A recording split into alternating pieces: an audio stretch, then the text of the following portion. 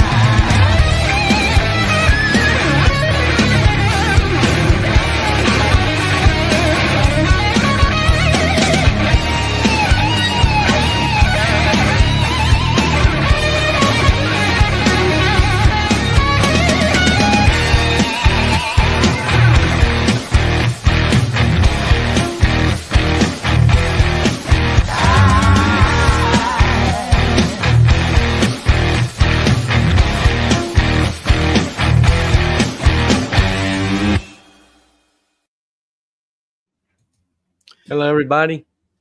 Hello. Hi, everybody. People. I am incredibly unprepared today. Well, that's okay. And there's Triple J Jr. Hi, Hey, Triple J. I don't Hey, know if Triple you J. feel funny about people calling you Triple J rather than going Junior. You know, what the fuck, you know. Well, what's everybody been up to? I suppose that's the quick way to say, you know, it's the quicker fucker upper, you know. Yep. Triple J Jr. Yep.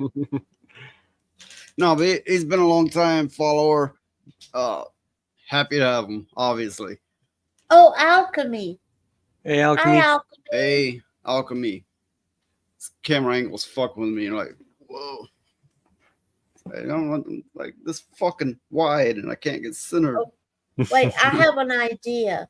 Every time you need to get a song clip for Alchemy like you do, like you have for Wearing, except it could be like this doomy, you know. Oh, for all the fuck we know, he's into K-pop or something. Alchemy? You never know. I don't know. I That's don't the know. point. We don't know. I don't know. Alchemy, are you into doom metal or K-pop? I have to know now. I have to know. Inquiring minds want to know, Alchemy. Hey, look, converse while I advertise my Rumble link, which I have not done yet. Okay, but yeah, I'm because from Alchemy's picture, he looks like he would be this gothic person, you know, like have a whole room and have his tubes and vials and listening to this Fortuna kind of stuff, you know. But that's me. That's just me. So, what have you been up to? Oh, he's much more rock than anything. Yeah. That's what I thought. What has he been up to? Everybody. Oh. Well, my friend came to visit Saturday. I don't know why she came. She just came all out of the blue. I mean, hadn't seen her in a year, and she just showed up. It's like, hi. And I'm going, well, hi. It's like, okay. I just missed you. No, people visit here. It's kind of like, who died? Yeah, Because that's what I thought. we can literally go 10 years without a single people knocking on our fucking door. Yeah. Literally. Oh yeah. I mean, I thought when she called me like a day or two before, and I'm going, why are you calling me? I thought I wanted to ask her who died, but I didn't. Okay, look, I shared my Rumble link on X Twitter. I shared it on Dan's Discord. I don't have many places to share shit. You know, I'm not well connected, but what the fuck ever. And I'm gonna post it right here. See, the reason why I'm pushing Rumble is because while I need to watch time on YouTube, Rumble I can take like donations, you know, memberships, Rumble rants, which is super chats. And as soon as I can find it, I will share a link you can send money through PayPal. And yes, I got a shill, right? I got a grift. That's the word, grift. I've got to grift. You know, it's part of the gig, right? Yeah. And Valkyria's here. Hey, Valkyria. Can we get through a show without that F word? Too late. No, he's spelling around. Yep.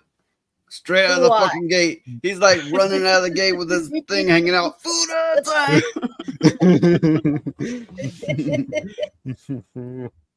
But yeah. And it seems like Rumble actually keeps the watch hours instead of sending them in reverse like YouTube does. Oh yeah. That was the weirdest thing I'd ever seen. I mean, I was sitting there with noise watching it in real time go backwards, and I'm going, what the fuck is this bullshit? Only daily, right? It counts it daily, but every day it would be going in fucking reverse. Yeah. And okay, I did the math, right? And I'm like, my views have only went up, you know, only by large margins, but it's counting in reverse. Yeah. I don't get it either, but oh well. Yeah, it's crazy. But Rumble seems to be I don't want to say it seems to be an easier platform, but it seems to be more upfront in a lot of things. Yeah. Like it's pretty straightforward. The creators program, they're gonna go stricter on it. Yeah, I've been well, first Mikey brought it to my attention, right? Actually, he was messaging Toasty because people don't let me know shit. You know, I'm the last fucking know everything. But I digress, you know. I'm like, what the fuck? You know, changes, right? So I looked it up. So you're like gonna have to have more unique chatters. You know, they start counting the people who talk in your Rumble per show and a few more metrics that they increased. Most likely I'm going to drop the fucking Rumble creator thing. It seems like a headache. And it seemed like it don't make enough money, but we'll see. You know, I'll give it a little time.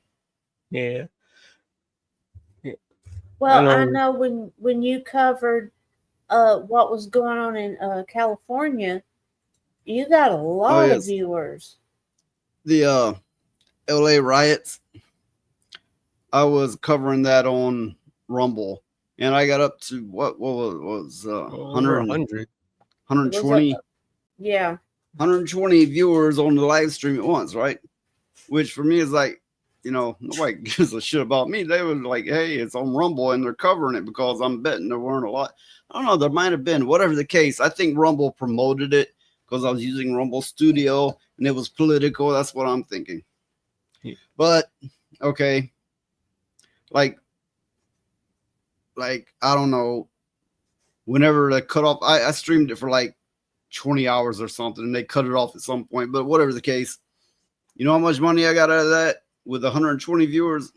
3 cents. $1.50. With that said, I'm still waiting for Rumble to pay out. I've had money sitting in there for like 3 fucking months. Yeah, I don't know how that's supposed to work. Yeah, and a lot of people are like, well, hit the cash out button. There isn't one. Not for me. not for some people. But of course, if there's gonna be a problem, I'm gonna fucking have it. It will find its way to me. Yeah. Damn, problems love me. Yeah. Yeah. It's the bot rigs. Basically, it just takes you to a place where you put it in your, if you want to do a donation, and it uses your PayPal. There's several ways to do it. That's just the way I chose. I mean, some people use Streamlab, and some people use what the fuck ever. But that's the one I chose momentarily, for the moment anyway. Yeah, I know Oh, YouTube. there's roadkill. Hey, Roadkill. I know I posted a few videos on Rumble and a few on YouTube. And on YouTube, 2 of them got 1 view, and 1 of them still has no views. Well, on Rumble, I got a bunch of them on there, like 78, 77, 139. So yeah, I'm having a lot better luck on Rumble. Well, one thing you have to understand on Rumble when you're first starting out is some of them might be bots. Oh yeah, they definitely pad the numbers, or there's what some people might call. Oh, by the way, welcome Roadkill. He's normally on. I decided Mondays are so fucking dull. I don't want to kill people, so I'm gonna have the usual cast of people on Thursdays, and Roadkill is one of them. But I was saying, some people say it's bots, some people say it's sleeper views. Essentially, they let it keep playing, and it will flip over to another stream, another channel, and it flips over to yours. So some people say, bots or that. Oh, well, that makes sense. Also getting likes on them too, so that's also nice. Not a lot, but a few. They're saying, stick it up to your ass. That's what this means. Stick it up your ass.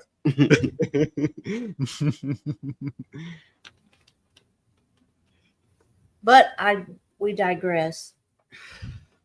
I hope everybody made it through the weekend. All right. Wait. Are you saying you speak for me now? No. No, I didn't make it to the weekend. I'm still there. You're there or you here? Both? No, it can't be both. Well, You either got to be here or there. Well, Einstein might disagree. Einstein's dead. You haven't converted your matter yet. You're still a physical being. So you have to be there or here. It can't be both. You're not energy. Okay, here we go. Well, there's now explain. Well, there's always the shared consciousness theory. See, this is a rare sight. It's Phoenix speaking. Oh God, the world is ending, everybody. Everybody grab your beer. Oh God. Hey, anybody out there in chat got a question for Phoenix? Yes, we will wait and see. Oh wait, I'm waiting to hear your explanation of the recent. Okay, look. I'll take this one for Phoenix. Everything exists at once. Only our consciousness runs on a line on it, and we can only comprehend so much of it at one point. Yeah, he can explain it better than I can. We have a question. Charlie. Oh, by the way, welcome Charlie Nuclear. Yeah, why am I so happy? No, it's with a GHAY. And how would you say that? Okay, let me help you. You are so gay. Like the meme. I am not gay. I am a straight man. How many people like to hear that, man? Ready for the truth. Wait, did you just yell out gay? Gay.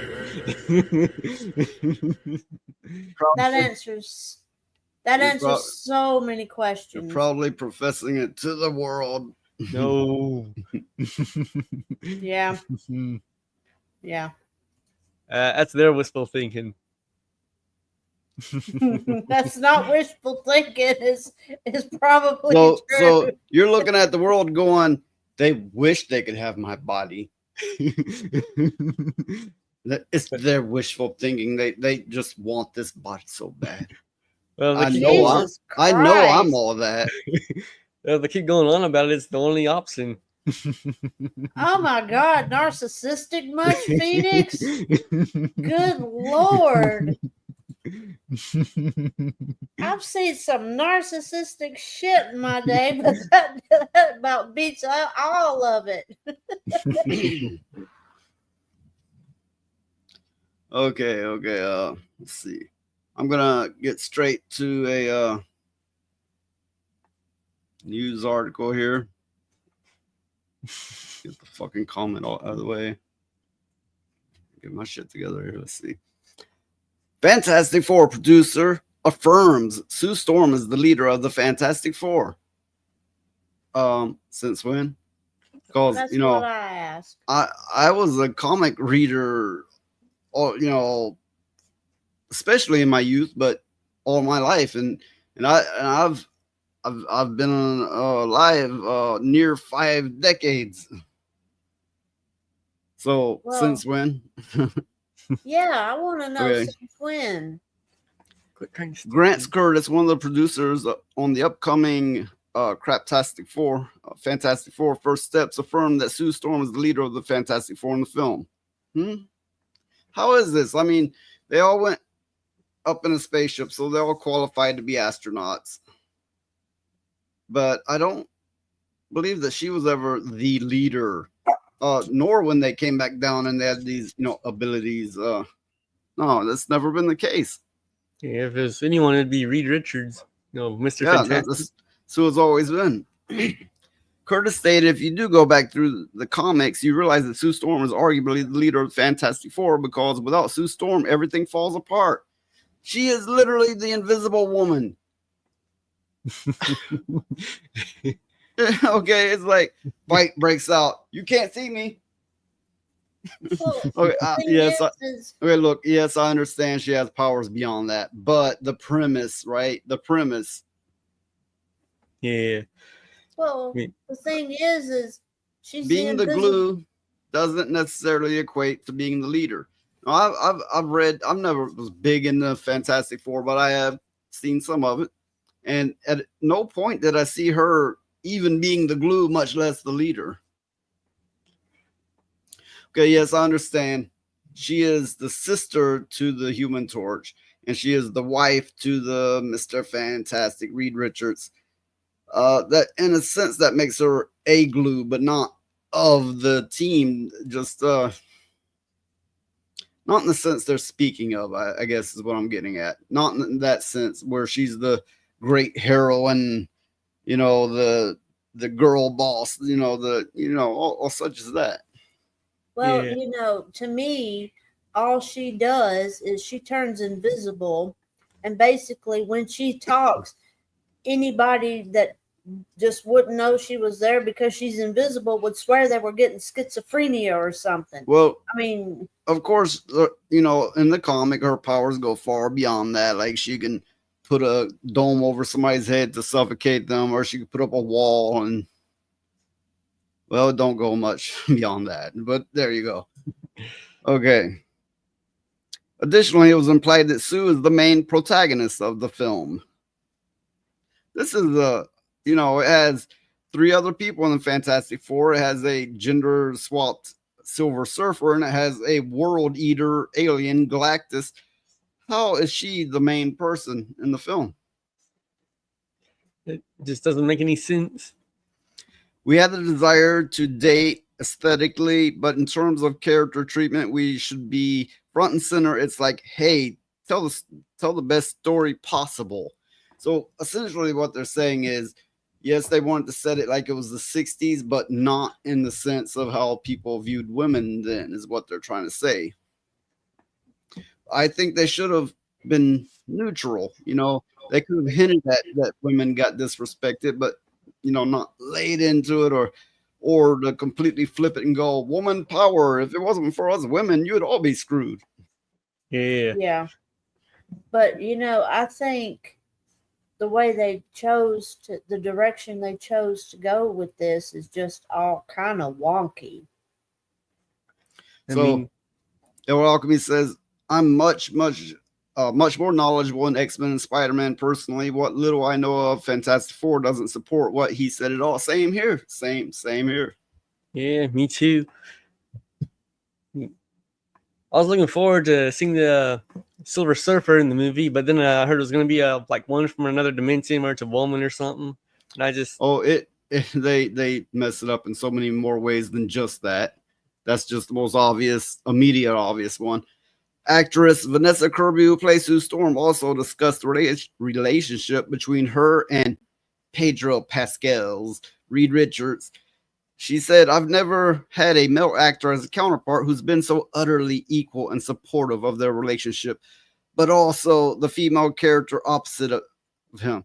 I just feel so grateful every day to have an actor like Pedro who is so generous. You know what that means? It means, well, it kind of sounds like he likes to get pegged, but it means he bows down to feminism and women till his back bends the wrong way. yeah. He bows down so hard he can taste his own ass, I suppose. Whatever. I mean, kind of like Reed Richards. He stretches so fucking far for feminism and women. Well, I think that actor was wrong for that part to begin with. Oh, of course he is. I mean, for one, he just didn't fit the part despite his race, but he's another race swapped, Yeah. But to continue, Pascal for his part added, get this. I love being led in a way. What you may identify as generosity for me, it just isn't. I'm only inspired by, I guess, just powerful women have been the thing that has gotten me through being alive. So to have the opportunity to stand by one, to learn from one, he needs to go change his tampon and douche is what it sounds like to me, honestly. Oh Okay. yeah. That is okay. As a gay person, that is the gayest thing I've heard in a long time. I am not gay bashing. I am absolutely not. I mean, like she just said, as a gay person, it's this utterly, bowing to feminism and worshiping women just for their gender. I know a lot of you worship the female form because you're attracted to it, but this is something different. This is something entirely different that's going on with Pedro. Curtis' comments come in the wake of director Matt Shackman, who describes Sue Storm to Empire as essentially a Secretary General of the UN. Huh? What? She's not even what? I thought she was a scientist. Yes, he's supposed to be. Oh, she was.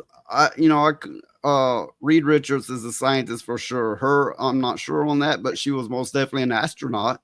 Yeah, I think they were all supposed to be scientists. I think taking like readings of radiation in space. Yeah, I don't think Ben Grimm, the Thing, was an astronaut. The way they play him in the comics, I don't think he was. I think he was an engineer up there to help with the more, physical stuff. Yeah, well, yeah, that makes sense. He also described her as an inspiring, idealistic leader of what the Fantastic Four represents, as she is in some later comic runs. Now, I've not read these later comic runs, but I wouldn't be surprised the way that Marvel and DC have turned. So I just don't like the thought of them anymore. Yeah, I don't like reading comics these days. Seeing men like that is cringe. They are just doing this not to get canceled. No, some actually drink the Kool-Aid. They buy into it. So Kirby also informed Entertainment Weekly that the film would explore gender politics. Surprise! So it's I in the am so 60s. tired. It's in the 60s and it explores gender politics. Okay. Well, I did. I don't know if it's went out to daily yet, but I did do a video on the Fantastic Four ending that I had some words on, but you know, this kind of correlates with that. But anyway, I've always been really interested in the mess of femininity. Mess, huh? What? Whatever. And how can you be both? How can you be all the things, not just the tough, invincible, powerful woman, but also a mother who gives birth, which is itself a superhero act? What? That is complete and utter Okay. Hollywood garbage. So every animal out there, well, everything that reproduces and pushes something out is a superhero now. I guess How about a mother to a crack addict that just robbed a store and took some people out? How about, are they a superhero? I guess so.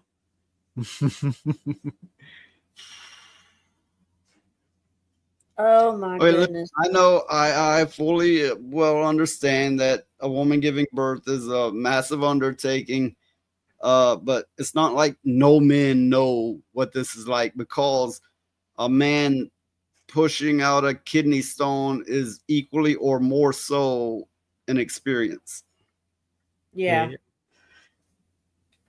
But you know, it just aggravates the shit out of me every time I hear these Hollywood actors and actresses say stuff like this, because they know damn well they don't really think like that. They're just doing it for the camera and to promote the movie.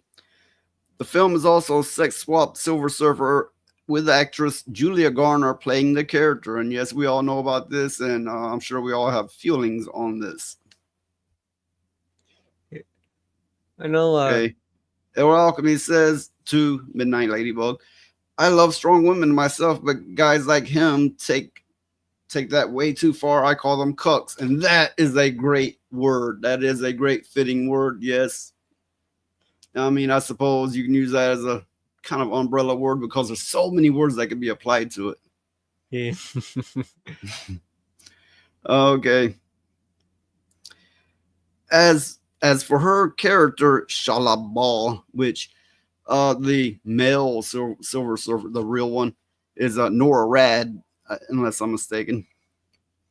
Shalabal, she shared, she is the Herald of Galactus, so she works for Galactus, but you're not sure where she stands. Does she stand with her boss, or is she just doing what she's told? In the original story, Nora Rad, unless I have the name wrong, but he had his memory wiped. All he knew was Galactus and being told what to do. The separation came when Galactus banished him to Earth. In this, it makes it sound like no big man's gonna tell me what to do. That's the way it feels. Yeah. It's like they're taking.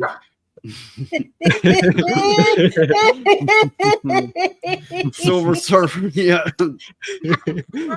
Realize this. Crash to Earth. That's the end. You see the shockwave coming. Okay. It's like they're. She would implode like a neutron star. To me, it feels like they're gonna take away all the main story parts from the comics and just make it all about women. Yes, they're taking away all the essential building blocks that make the Fantastic Four what it is, and go, we're gonna put a chick in it and make her lame and gay. You know, actually, let me bring that clip up. You know I got it somewhere here. We found the crack. That's the important thing. Now, how do we make it bigger? Put a wedge in it and force it open. Put a chick in it and make her name it gay. That's what they have done. Yeah. Yeah. Unfortunately, that is the truth. Okay. But I honestly think they have forgotten how to create good stories. They have forgotten how to write good stories. Their whole industry now is going on the fact that they can take any story they want and change it up and throw it out there, and people will pay to see it. That's it. They can't write good stories anymore. They've forgotten how.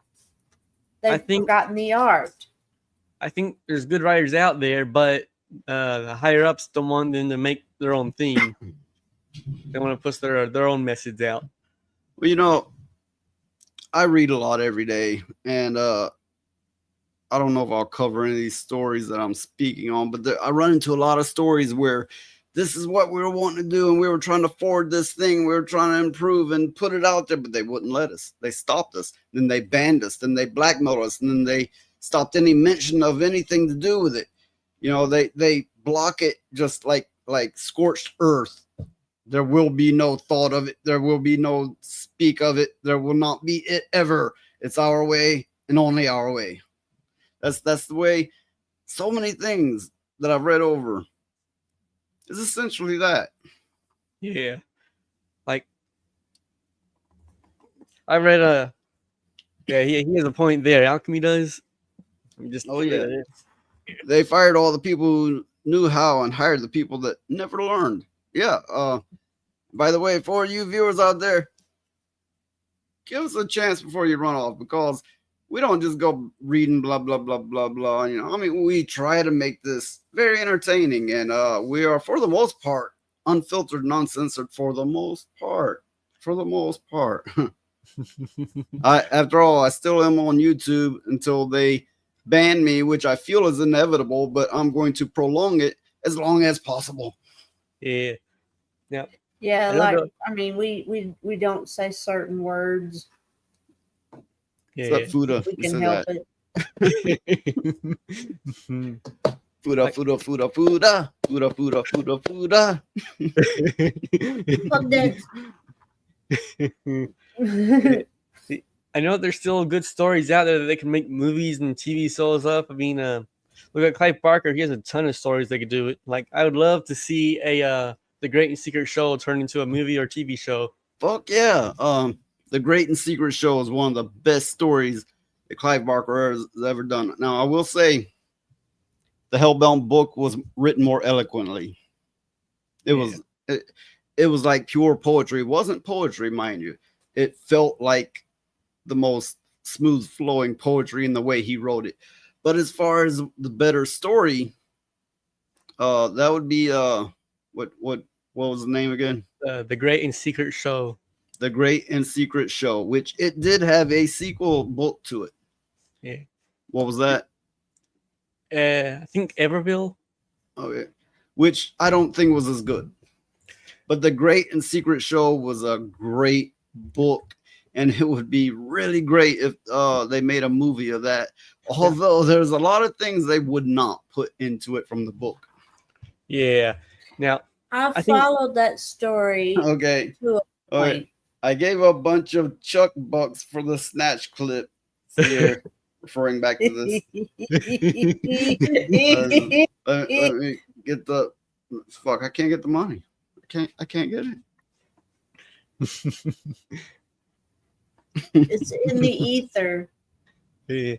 Now, I did like Everville, but the beginning of the book was kind of slow and kind of drawn out. But it really picks back up if you can get past that. Yeah. Damn it! I told the viewers not to leave, and they're like, "Fuck you! You don't tell me what to do. I'm out." Okay.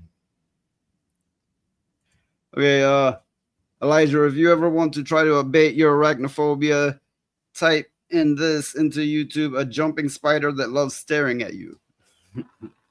No, I'll pass. Thank you very much. And Charlie Nuclear's like, try harder. Well, if you like type in your payment information and put like some numbers in, and I might get that. I might be able to get that. No one has to spend money, obviously. But but it is appreciated. I will try that, Alchemy. I think Yeah. I know the kind of spider. You know, there's a little jumping spider, and they will like do a little dance and shit like that. Oh, okay. Well, see, I've gotten better. Is The little probably spiders. the one that Hypnotic uses that clip, and it has the Shiraka. You know, Oh, yeah. Okay, I've gotten better. The little bitty spiders don't bother me anymore.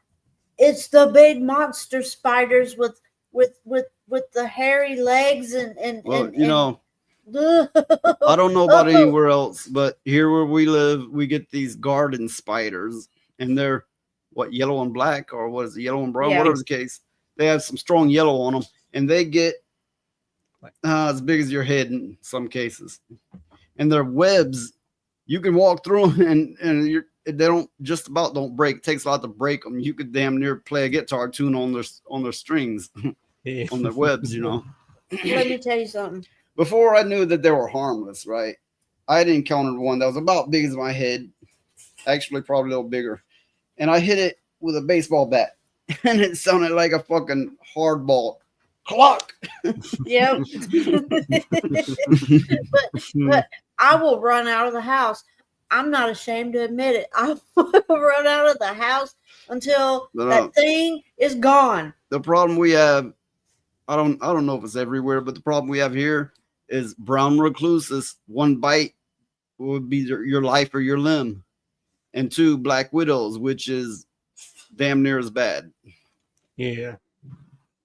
Well, you know, the black widows, they bite lots of little kids because little kids have these toys and stuff they can get in, and brown recluse are the same way. They get in their toys and then they bite them. Yeah. I doubt the camera can see it, but got a scar here. Brown recluse. Yeah. It rotted halfway through my wrist. Halfway through, which my wrists aren't thick, but you know, halfway through, see the bone, just the rot sunken down and nasty. But so we managed to stop it. My whole arm turned red up to here. If it went any further, it would have started going to my heart. Mm-hmm. Yeah. So I don't mind the spiders if they stay outside, but they can't live in the house with me. They just can't. I believe I'm he's speaking of the big yellow garden spiders there. Yeah. Mm-hmm. Now they can stay out in the yard because they'll eat the bugs and stuff. I just don't want them coming in the house. I didn't have the full panel on today because Mondays are rough and everybody's like on here yawning and is like, you know, everybody's like kind of like, fuck it, I just feel like such crap, right? And Lilith is away visiting family unless I'm mistaken. So I'm like, okay, Monday would just be us. What I did say, me and Elijah, but Phoenix said he wanted to be on. I'm like, okay, but you have to participate. No more just sitting there hanging on to the wall and hoping for the best. we got there's a lot of different types of little tiny jumping spiders. We got some here that I doubt they can hurt you. I don't know, but they will get pissed at you and act like they're actively attacking. Yeah, rapidly jumping at you. I call them the redneck Chihuahua spiders. So Alchemy confirms she is, otherwise she'd be here. He probably talks to her a lot more than I do, although I've talked to her a lot, but lately I've been busy as fuck. But I'm glad that she has a friend in Alchemy there. Yeah. Lilith's a hoot. I'm telling you, she's a mess. Sometimes Lilith is a hot mess, but she's a mess. Oh, I have more news. Hopefully, I am getting a Boston Terrier puppy, Alchemy, and you can tell Lilith that. So hopefully, I will have it very soon. Yeah, me and Lilith talk a little every day. Just at least, I mean, you talk more, but like I said, for the last, I don't know, month. You can ask Elijah. I've been running my fucking ass off. I've been It's been busy, crazy. busy, so fucking busy. It's been crazy. They won't bite you. I don't know. I think Lilith probably would. Lilith probably would bite somebody. I mean, I have no doubt. Piss her off just right, and she would bite somebody. Okay. I am also broadcasting to Kick. Let me find that link. I know I got it somewhere. Now Kick isn't the one that's about dead. That's Twitch, right? Yeah.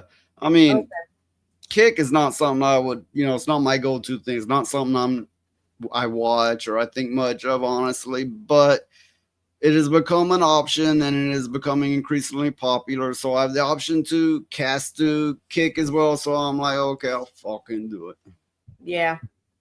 Well, I wonder, I know you streamed that all that business going on in LA, I think. I wonder if Yes. that stuff's still going on. I would think Because so. from what I saw, it was just a horrible I streamed mess. a little more of it today, and everybody's like, "Is this live? Is this live?" I'm like, "What the fuck am I supposed to know, right? I'm not in California, I'm not there where the action is, even when we're in California, right? How am I supposed to know?" I'm like, "It says live. It's got like a timestamp, so okay, that's good enough for me." Yeah. But yesterday it was just a nightmare mess. I mean, my God, people all in the street, hundreds of them, and the National Guard getting called in, and tanks, and just all kind of stuff was going on yesterday because of Wait, did you say tanks? yeah, I thought I I don't seen believe some that- where I don't believe there were any tanks. I thought I saw one. I didn't But I watch the could be whole wrong. thing, but I didn't see any myself. Oh, I could be wrong then. It kind of looked like a tank, so that's what I thought. But I think it was over the immigration policies or something. I think That's so. what I thought it was over. So I'm going, these people, they got nothing better to do with their time other than get out in the street and cause all kind of mass confusion. And some people got hurt in all that mess. They had to, shit like that can't happen without somebody getting hurt or a bunch of people getting hurt. Since we're on the topic, I'll bring up a few things I bookmarked on it. Just give me a moment.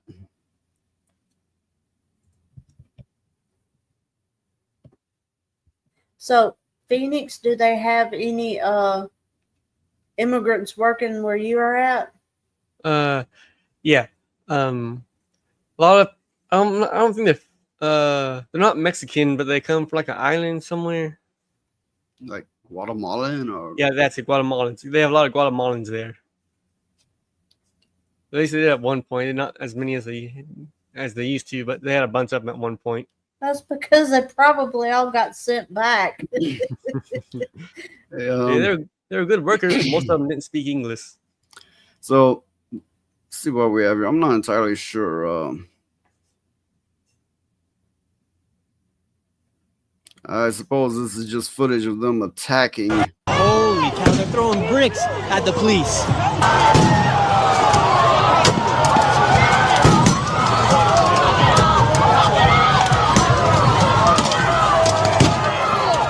Holy cow, they're throwing bricks at the. So, on both sides of this, on both sides, the protester side and the cop side, I've seen them doing absolute horrid things. Opinions on whether they should be rounding them up and getting them out. Opinions on that aside. this has brought out the worst in people. I didn't bookmark it, but I did run into one thing where one wasn't white, I don't, whatever the case, might have been Asian, but one old lady cleaning up, and everybody's like, "What are you doing?" "I'm cleaning up," right? But besides that, it's brought out the worst in people. Yeah, things like that usually do. I mean, it brings out the worst in humanity. They have been throwing bricks at the police, which, of course, in their mindset, they're like, "We're fighting for the people. We're trying to save you Mexicans or whatever, what have you, that they're rounding up." I understand the mindset, but then on the other hand, it's kind of like they knew they were breaking the law. They knew it. What they expect is like, oh, they're gonna keep ignoring it forever, so we can just live our lives out here and have a family, and everything will, like a Disney fairy tale, everything will be all right. Yeah.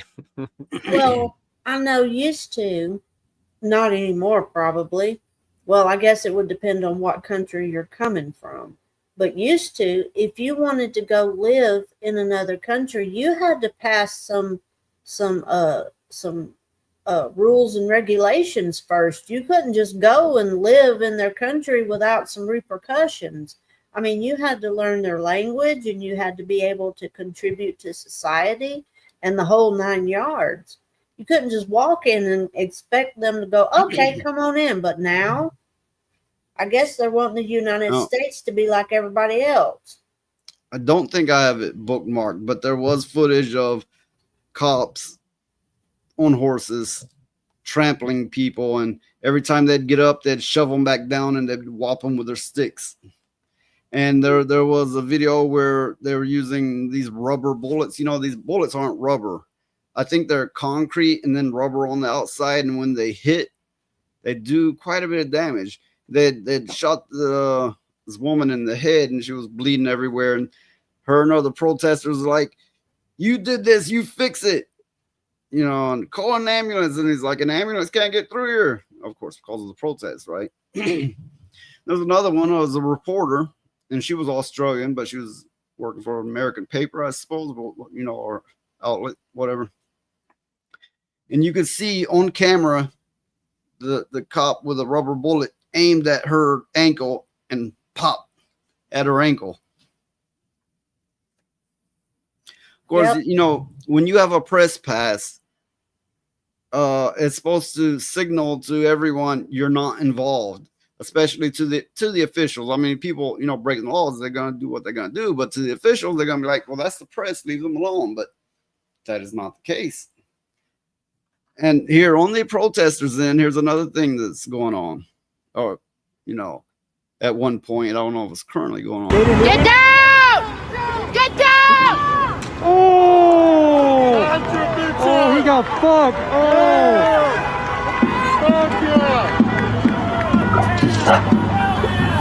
Oh my God, he got fucked. Oh, he's fucked.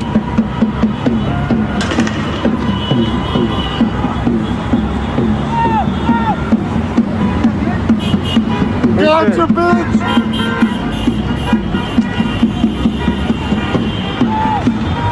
Get down! Get down! They're throwing bricks off an overpass at cops. That is not to detour them or to make them mad. That is a kill shot. Yeah. If a brick hits you from that distance, that's a kill shot. That's Of course, they're gonna wearing kill helmets. somebody. Yeah, They're wearing helmets, but even so, it could still be a kill shot, whether it be neck or it fractures the helmet.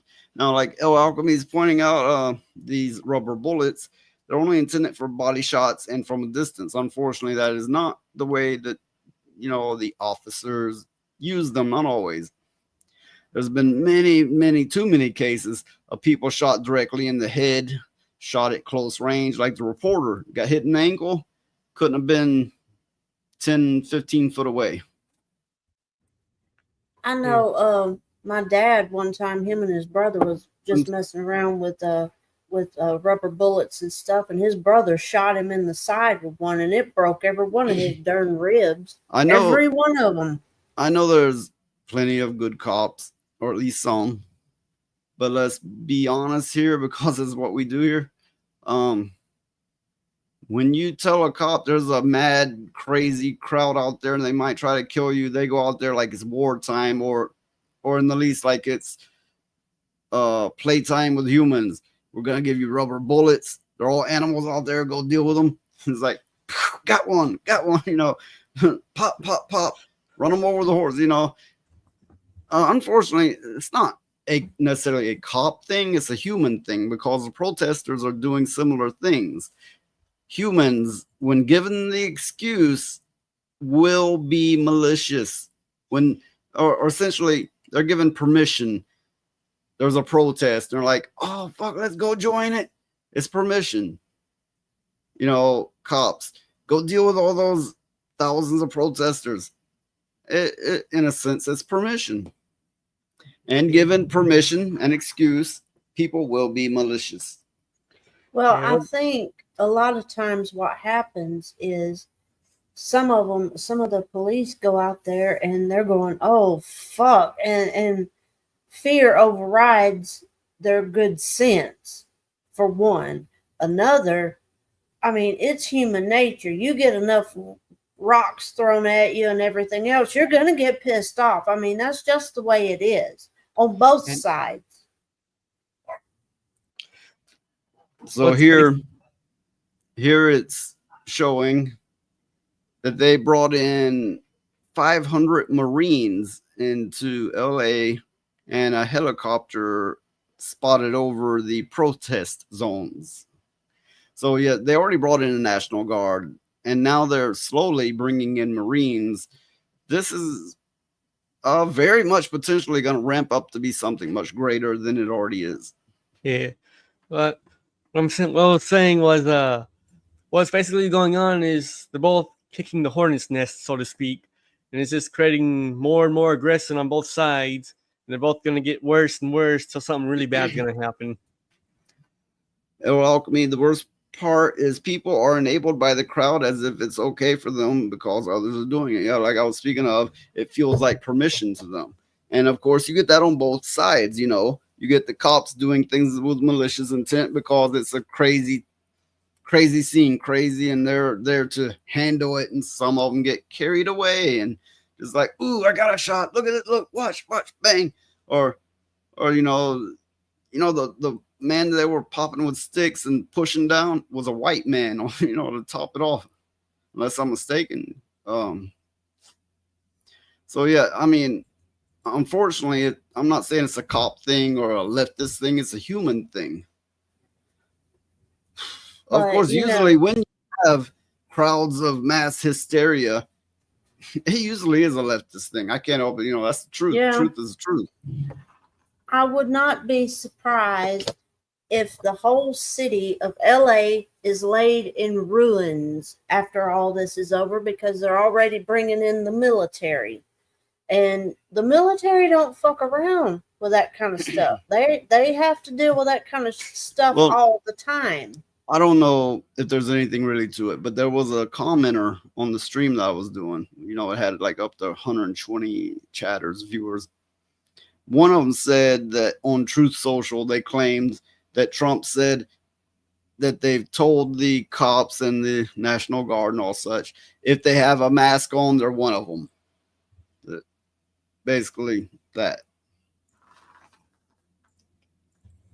Again, that ain't good. I don't know if this is true. I just know this is what somebody had claimed. Well, I mean, the thing is they can't really go by that, because there's a lot of people that with all that smoke and debris flying around, it would choke them to death, and they have to wear something to go outside if they're in that environment. Well, yeah. The question is okay, this will be going on in places that people have to transverse. They have to get to their job or their family or whatever, right? They have to go through it.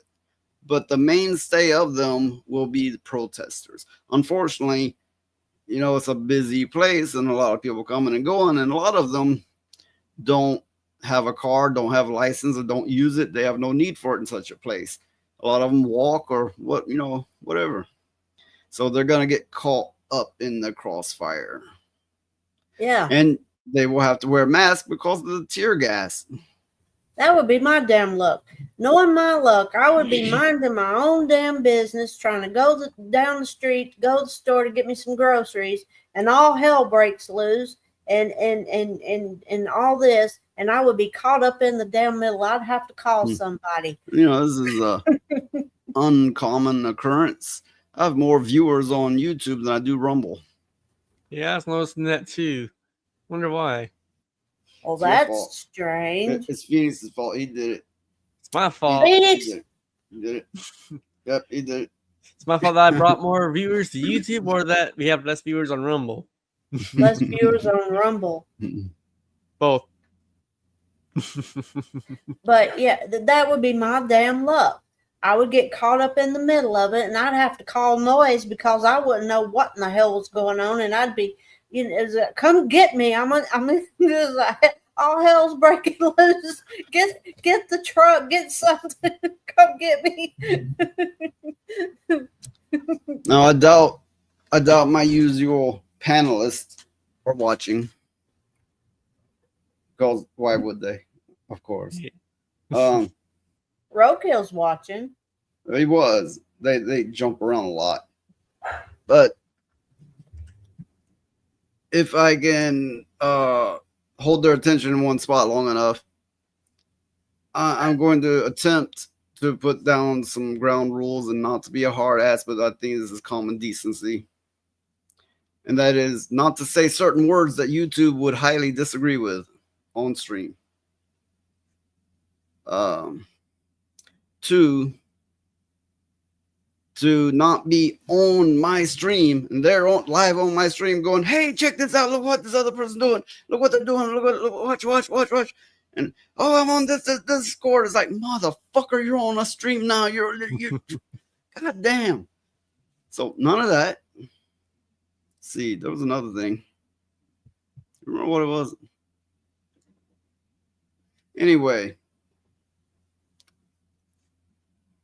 yeah, that I think that's in poor taste, and there's one or two other things that I can't recall at the moment, but I think I need to put down some basic decency ground rules. Or we're gonna go into the ether, and not by our choice. Because we have to do something.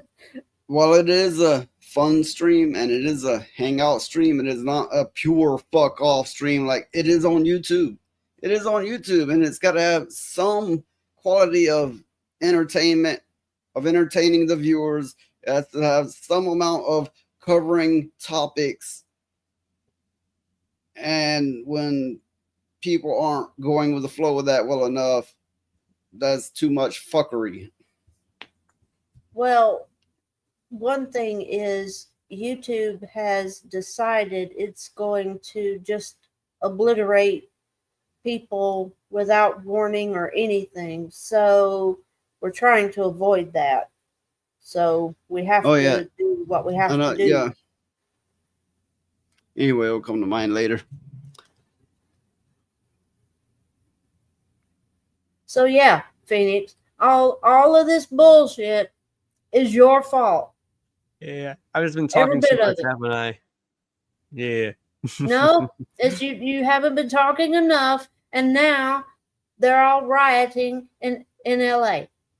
And it's your fault. So I gotta make my voice heard then. I gotta run in politics. As this is another short clip of what they're doing, what the protesters are doing.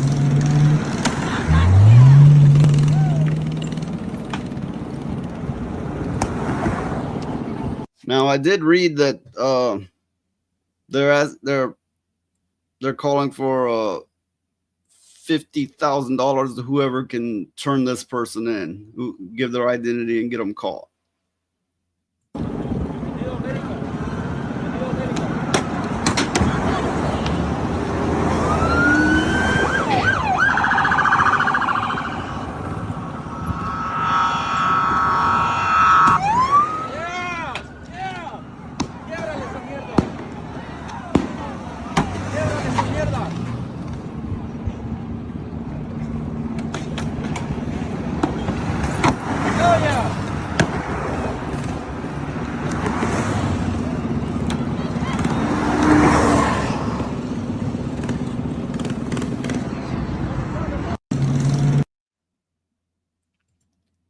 Okay, I'm just gonna say something real quick.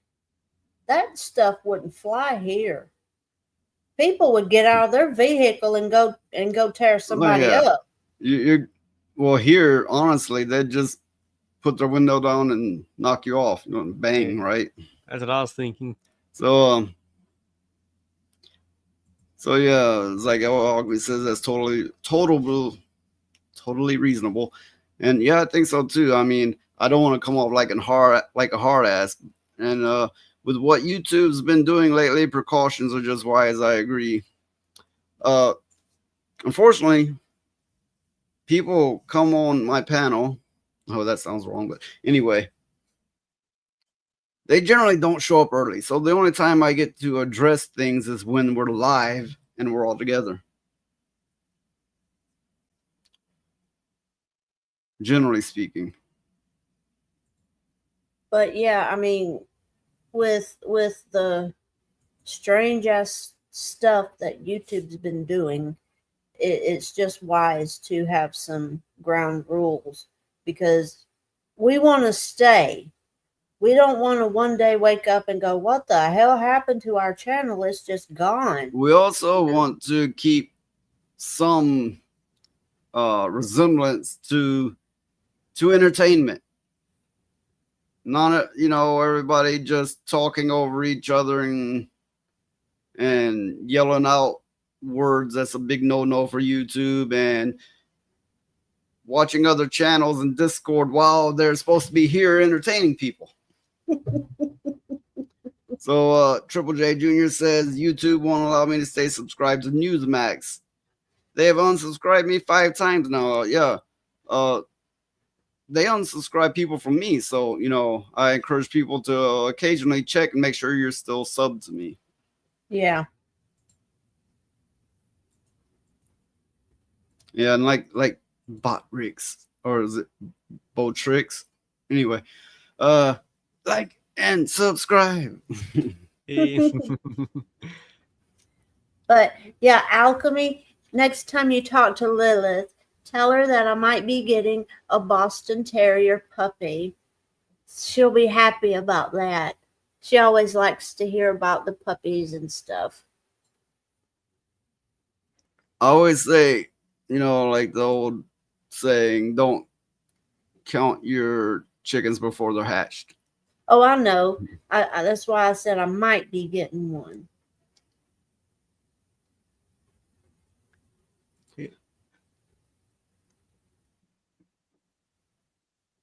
Yeah, I like to be easygoing. I'm usually not, but I like to try.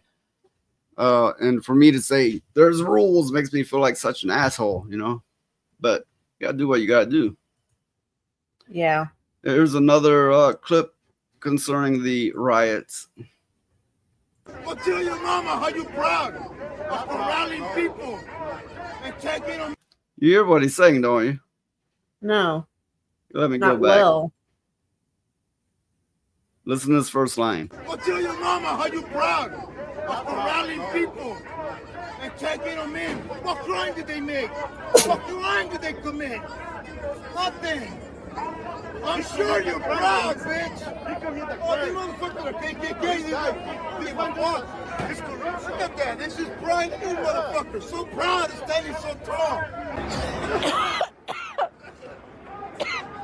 I can say he's not setting a good example for the immigrants. Going, No. I key your mama. Yeah. Anyway. I don't want to make fun of him too bad, but that's just not good. No. Well, the thing is,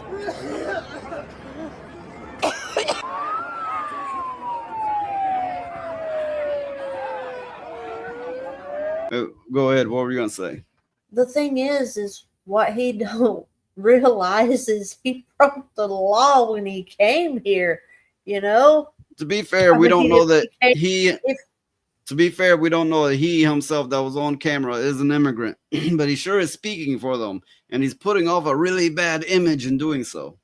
Well, that's what I was about to say. I mean, if he came here illegally, he already broke the law.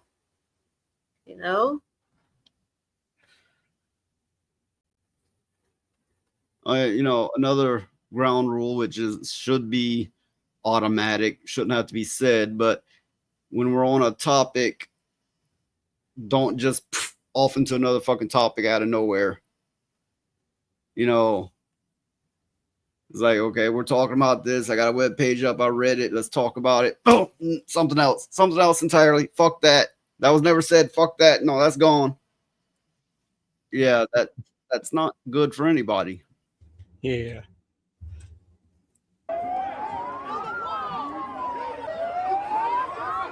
With that said, I am sometimes guilty of that. So let's just put that out there.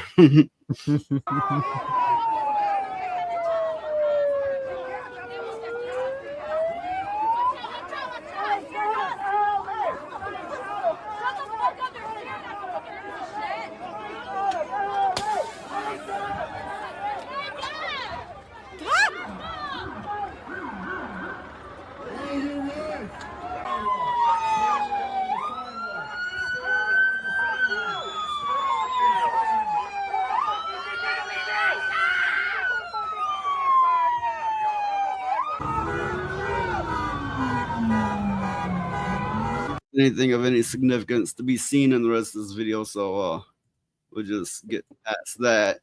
El Alchemy says it's always the loudest voices that make the worst impressions for the ones they speak for. That's true. That is so true, and it's almost a universal truth. Yeah. I mean, yep, they're already criminals by being here. They should come in there full force with the military. Here's the thing. You got to draw the line somewhere. It's like either we keep ignoring this and we're going to be the majority, probably Mexican. I mean, there's other types of, races, right? But probably Mexican. And, by the year, I don't know. This is hypothetical, right? By the year 2035, there's going to be 10% of the rest of us, and the rest will be Latino, right? That could very well be the case. It's like, if we just ignore it, we got to draw a line somewhere. It's like, but what about this? But what about that? What about that? Well, we shouldn't have let it go for so long. Somewhere you have to draw the line and take the necessary action, no matter how painful. Only thing I'll say is you should give them plenty of advance warning. I mean, I would say, okay, you have this year or half year to go, to leave, to pack up, to get the fuck out. Or we're going to come down on every one of you hard. Yeah. Well, isn't that what Trump has already done? I mean, didn't he give them an out? Didn't he say, okay, we'll pay for your airfare or bus fare or whatever to go back to your respective countries? And if you don't, shit's going to get bad? He did, but that was a brief window of time that he did that. Okay. So, question for Phoenix. Okay, I'm listening. Oh, here it is. I know it's going to be something stupid. It's just going to be some way out there. I know it. I can already tell. Let's see what craziness I have to answer this time. There's no telling. There's a delay. There's a delay, so we have to be patient. Well, while Roadkill is asking Phoenix a question, well, let me get to this comment. They say 25% of kids in public schools are illegals. Mm-hmm. I don't have the facts on that, but I'll believe it to be very much true. I mean, after all, you look at the Europe, the vast majority of their teachers and students don't even speak English. Yeah. And we're getting to be the same way. What I was going to say. Okay, let's say we stop this the immigration, right? Well, given enough time, we'll all be speaking Ebonics, I guess. I don't know. I know how racist that sounds, but come on, let's look at the numbers and be real about it. Let's look at how the school students are declining rapidly. Yeah. Well, what I was going to say is, if something don't change concerning the immigration laws and stuff like that, and allowing illegal people to come over and just do anything, if something don't change right now, we're going to end up like Europe. Where Okay. we can't even go outside without something bad happening Okay. to us. Come on with a question. Phoenix is about the bust inside waiting. He's like, Yeah, he's about to explode over here. I He's just just waiting on the about to question. explode. okay, here we go. If you were a local sheriff out during the riots, would you pump smoke on those idiots or feed them burritos? Let's see. Well, what if it's smoke from a barbecue? Like I actually cook up some ribs or something? He's probably referring to tear gas. So you Yeah, guys I know doesn't have what that anything to do with means. burritos though. I know. Okay. Here's what you do. You put up a burrito stand and have them all come to it, and that's where you let the tear gas go. Hey, I like that idea. That's a good idea. That's a good idea. Yeah. Yeah, Yeah. it is a good idea. Mm. But I mean, you like invite them all to this big arena, for free, Pinata? whatever. Yeah, Pinata? and then you let the, Okay, let me stop myself. This is Why? not how racist can we get. This is not that game show. This is not that game show. Yeah. Oh, I know. This It's is all just so hard. It's just so hard not to go to these places, we're all just Well, I joking, mean, having fun. Like yeah, violence is we're the joking. last resort out of anything. So yeah. No, listen, I'm a majority Native American, which are directly related to the Mexican people, not the Spanish side, but the other half of them, which people often forget. Mexicans are half Native Americans. People so easily forget that. I am truly, honestly not racist toward them. I just have a crude sense of humor, so I just want everybody to keep that in mind. Well, what brought me to mind what I'm about to say. That brought me to mind of, imagine all the Native Americans sitting back going, now you understand, you motherfuckers. Now you get it. Now you understand what we were dealing with. It says, reminds me of what courts do without standing warrants. Tell them they want a prize, the rest of them when they show up to collect. Yeah. Yeah. Smoking tacos, I call them.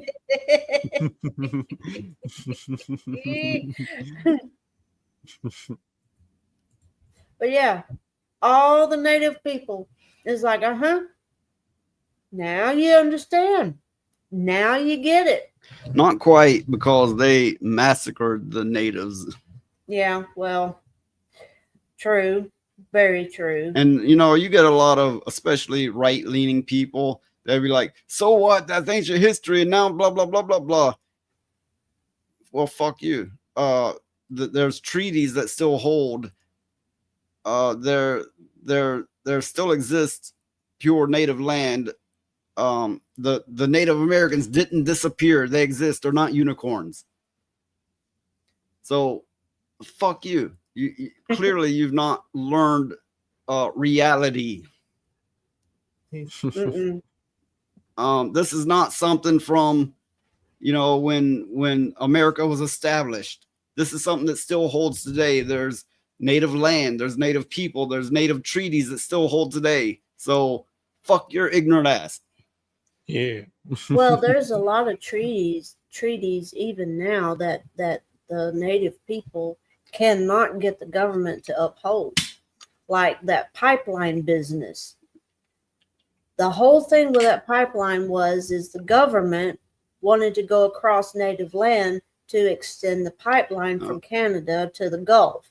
No, I feel wrong every time I mention that I'm mostly native, because generally speaking, the natives go, "Oh, you're not pure. Fuck you. You're not one of us."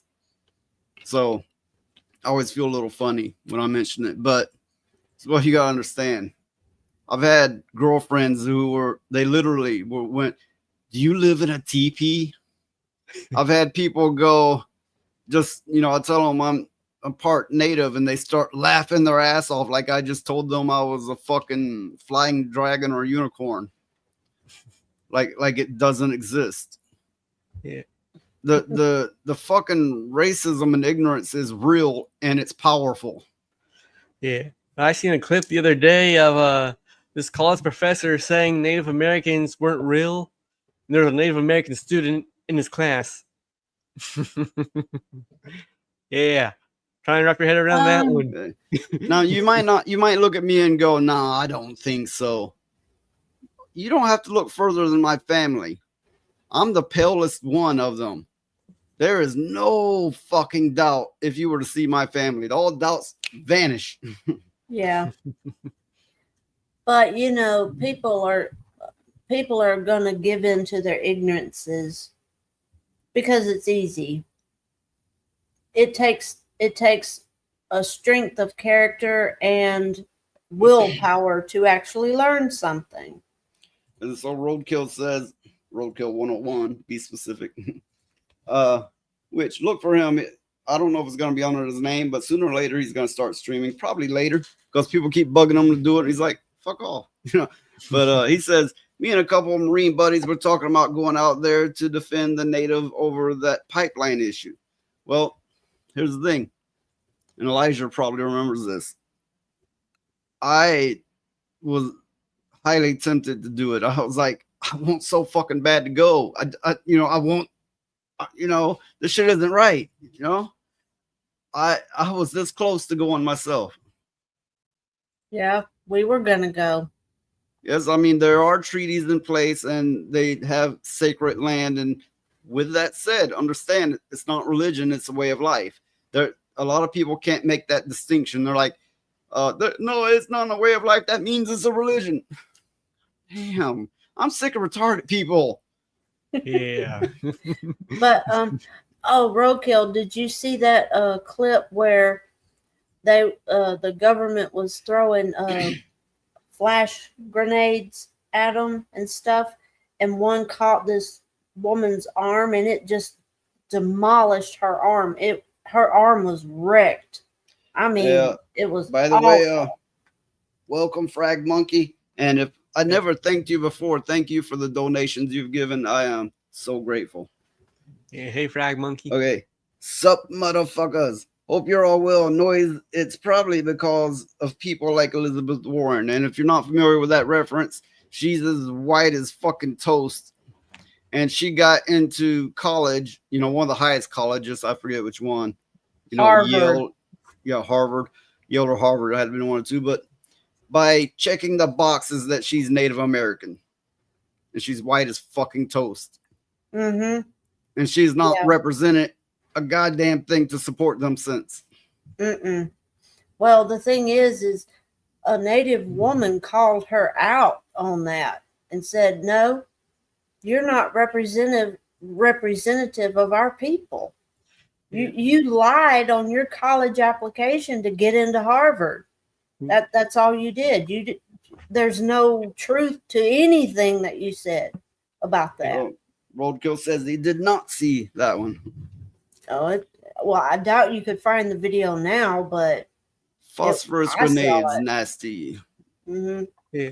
See, I got a lot of Native in me, but I still wouldn't take any box saying I was Native American. Hey, sounds a little gay. just a little bit, just a little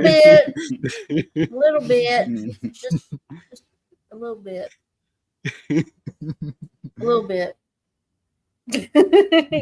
Little bit. So you just got the tip? Is that what you're telling us? No. Oh, you got the whole thing? No. You know what, Phoenix? At this point, you just need to admit it and get it over with. Nobody cares. It's 2025. Nobody cares if you're gay. Just don't do something stupid.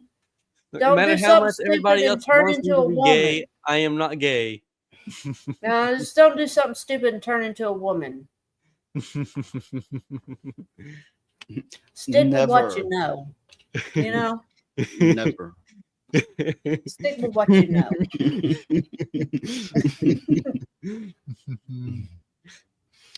Okay.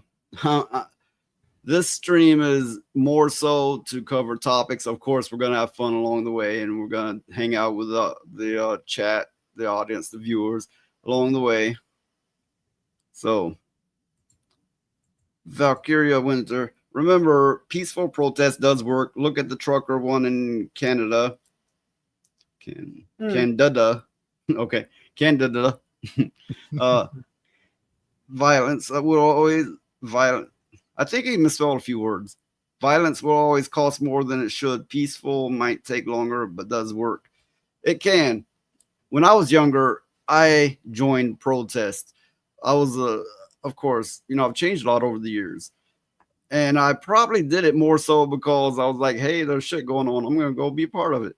Not because, You were bored. Yeah, because I was bored. And I imagine it's the same now, only they can add their pride and ego to it. Oh, Valkyria said it's going on in LA, the Northwest, and now Texas. Hey, he says, yes, I can't spiel. I don't know. You gotta ask your boyfriend how well you spiel. Okay, I have a question, and I swear it's my only Futa question. It's the only one, but if Valkyria's boyfriend is a Futa, would it be a boy and a girl, or just a boy? Well, I don't know if they are hermaphrodites, which doesn't that come from what, Aphrodite? Yeah. Yeah, the term hermaphrodites, meaning they have both sexual organs. The word play is from Aphrodite, which is the goddess of what, love? Beauty, love, like a few other things too. Sometimes I spout facts like that and people just look at me like, I don't know what you're talking about. Shut up. I don't care. Or, usually it's like they're confounded, right? I never get, hey, that's interesting. I didn't know that. Or like, yeah, that's a good one. I remember that one. They just rather just kind of confounded or annoyed. I'm like, motherfucker, you got a brain? Okay, so according to Valkyria, Futas have both. And Alchemy said Futa is still technically a woman mostly. Okay, now that's out of the way. I think I'm gonna leave that alone. I just, it was just a question off the top of my head, so I thought I'd ask. Phrasing off the top of your head. Oh. Oops. Off the top of your head. Yeah, I'm sorry. I'm sorry. I forgot I can't say some stuff around these people. It is the internet. Yeah. Now, I'm going to once again post the Rumble link and the Kick link. I have to agree with Triple J there. If it has a D, it's a dude. Yes, I have similar feelings. I don't care if they have both. If they got that, no, just no. They're a boy. They got a pee-pee. They're a boy. No, Valkyria, I am not a Futa. No. Mm-mm. She likes the women, but she don't have the insert A into B.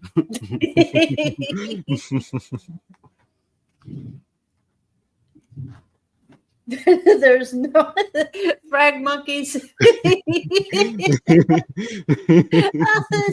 tickled.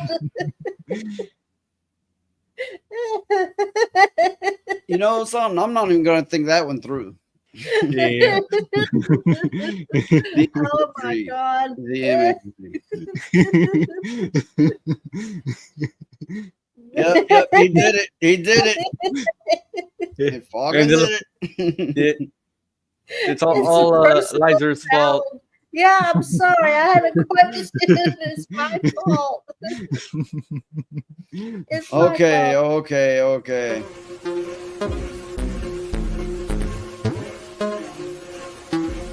You fuckers need to repent! Purging everybody's mind. You fuckers need to repent. Oh my goodness. Okay, wait. Let's get into another topic here. Even as DC Comics gets savaged by fans over pushing Pride Month, the company declares, we'll just keep saying it. And we'll just keep not buying your shit. How about that? DC Comics has been under fire for its Pride Month virtue signaling after releasing a special that was even attacked by the radical leftists they wanted to appeal to. Fans are savaging the company on their Facebook post, pushing the evil LGBTQ plus agenda. While many influencers are saying Pride Month is dead, companies have been rolling along as usual with the social justice virtue signaling. Both Marvel and DC Comics have Pride specials out this month in comic shops, and DC posted a whole slew of images to let people know they wouldn't be backing down from their relentless cringe. Okay, I'll get to the rest, but we have comments here. If DC doesn't stop doing what they're doing, they're going to shut down. I mean, there's no avoiding it. Their movies aren't doing nowhere near as good as they used to. The comics are, well, might as well say under the ground now. Well, they're owned by Warner Brothers, but Warner Brothers, I think, I'm not sure if they're on, I think maybe Discovery bought them. I'm a little confused on that. But the company is showing signs of falling apart, and DC will just be, you know, they won't count it for much when it does fall. Yeah. Well, the only saving grace we could hope for is that when it does fall, someone will buy it up and try and build it back up to where it was. Even the leftists are attacking it. That's bad. Yeah, it is. We are at the point that, you know, leftists are looking at all this propaganda going, what the fuck are you doing? Seriously, what the fuck are you doing? They're doing what the leftists wanted them to do in the first place. The company came under fire on X, where their own pandering demographic questioned them. Like much of the bad diversity writing, their Pride Month had questionable content when it almost appeared as if DC was mocking pronouns rather than supporting the agenda. And here's what they're speaking of. Help, he's attacking me. Ah, what's wrong? She misgendered me. I'm a ZZM. And then, you know, and then the people looking angry at the one who misgendered the criminal. Yes, I mean, it has become a parody even to those who fully support it. Well, I mean, why are they still pushing this garbage out when clearly nobody wants it? Not even the leftists want it. Here's my take. There's a certain set of companies, BlackRock being the most well-known one, that have virtually endless money. And they give people this money as long as they support these issues, this virtue signaling. They want to, one, control behavior because the head of the company said so, that you have to force behaviors. And two, I believe, now this sounds like a fruity thing to say, but I've thought it over and I can't imagine any other reason. I think the ultimate goal is population control. Also, I have had this weird thought. I'm old enough to remember the 80s, shit, even the 70s, but when people railed against the system, a thing that now we would love to live in, we're like, oh, fuck, that's a dream come true. But people railed against it. People fought hard against it back then. I think they're pushing us to the edge. So when we come back to the normalcy of hardened government, we will just accept it. We'll be like, finally things are right again when, you know, now we can just be in our own peace and not have to worry about what the government's doing. I mean, right now it's in your face. It's getting in your schools, in your media, in your home. Normally what the government's doing is hidden. And people railed against it. They fought against it back then. Now we're just wishing to get back to that. To reiterate what I said, I think they're pushing our expectations, what we will tolerate. So when they get back to baseline, we will be okay with it. If everyone can follow that logic. Well, that makes perfect sense. I mean, they're pushing, like you said, they're pushing everybody to their limits. And then when they go back to doing the stuff that they really want to do, then everybody will be okay with it. I also think population control is part of it, but it may also be that what I just spoke on. So now DC has posted from their official account on Facebook, reminding their fans that Pride Month has not been abandoned by corporations in the least. They missed the letter, but anyway. They defiantly said, and we'll just keep saying it, Happy Pride, with a hashtag, along with posting several images of their disordered characters with a message, in every universe you belong. Well, apparently us here don't belong in this one. And no, you cannot kick us out. We were here first. Yeah. We were here first. We're mad as hell, and we're not going to take it anymore. Yes, this screams Dustborn. Yeah. Yeah, I had that thought too. I had that thought. Yeah. And so I'm just looking over the comments real quick. Go ahead. And I see they drew Poison Ivy and somebody else. And I'm Harley going, Quinn. what the hell did they do to Poison Ivy? Yeah. Poison Ivy was supposed to be this buxom, beautiful woman. Yeah, and she was supposed to be hot for Batman, I think. I know Catwoman was. Yeah. I think she's like pheromones or something. I don't know. Yeah, don't they all? Alchemy says, unfortunately, it's human nature to push to the nth degree until a breaking point is reached. And yes, that's true. I think it's true even for each one of us individuals in some way or another. If you think hard enough, you'll probably see it. Yeah. Unfortunately, that is true. So a bit more reading here. Much like the Pride special backfired, this time Facebook fans criticized the company in the comments for posting their insanity. One commenter said, "This is why you losing money, DC. We don't care if the characters," so many misspellings, "characters are gay. Just drop the agenda, get real talent, not hacks."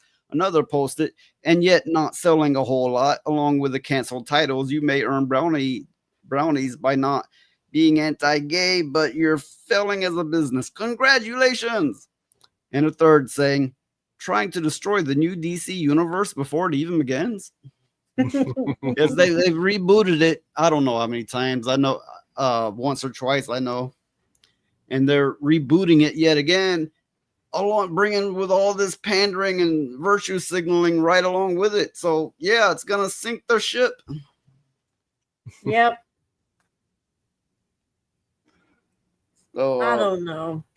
As DC Comics noted, it's not going to cause the companies to stop. And no, it won't. It absolutely will not. Because they already got their money. The corporations are still filled with rabid activists who always double down given every opportunity and aren't motivated by profit in the least. Back to my point. They already got their money. They don't care what we think. They don't even care if it sells that well. They already got their money.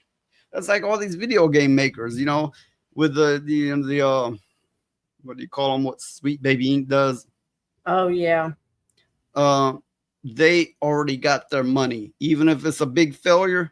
That company, those devs, they walk out like, I got paid, I got mine, so fuck you, Yeah.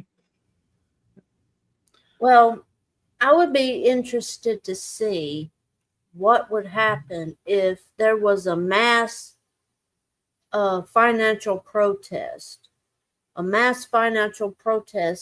to say that people stop paying for comics, stop paying for movies, stop paying for games, the whole thing. You'll never get enough people to go along with that to make a dent in it. That's the unfortunate fact of it. Well, Yeah. I know, but I'm saying, what if that The could closest happen? way you can accomplish that, one, to put a tranny on a beer can. But because beer drinkers like, what the fuck? I'm not buying this shit no more. Yeah. Right. And two is the way people are hating on Musk now. Elon Musk. Yeah. So if you take the one thing that the every man like drinks in his downtime and feel a little easier, and they're like, I just want my beer, fuck everything else, and it's got this fucking tranny on a beer. That's taking one extreme and putting it to this place, the most place it absolutely cannot fit. That's one way. The other way is directly tie it into the politics of the highest in the land. Like Elon Musk owning Tesla, and they're like, well, we can't directly attack him, so let's attack his business and anyone that buys from his business. Well, I mean, I know something like that couldn't happen, but if it did, I was just curious. You mean a massive boycott? Yeah, I was just curious, if it did happen, what kind of repercussions it would be for those companies that are pushing this bullshit. Some will turn right around and act like they were never that way. Some will change their name and go under another name. Some will straight fail. But yeah, they will fuel it. They will most definitely fuel it if you could get enough people to come together. And it's kind of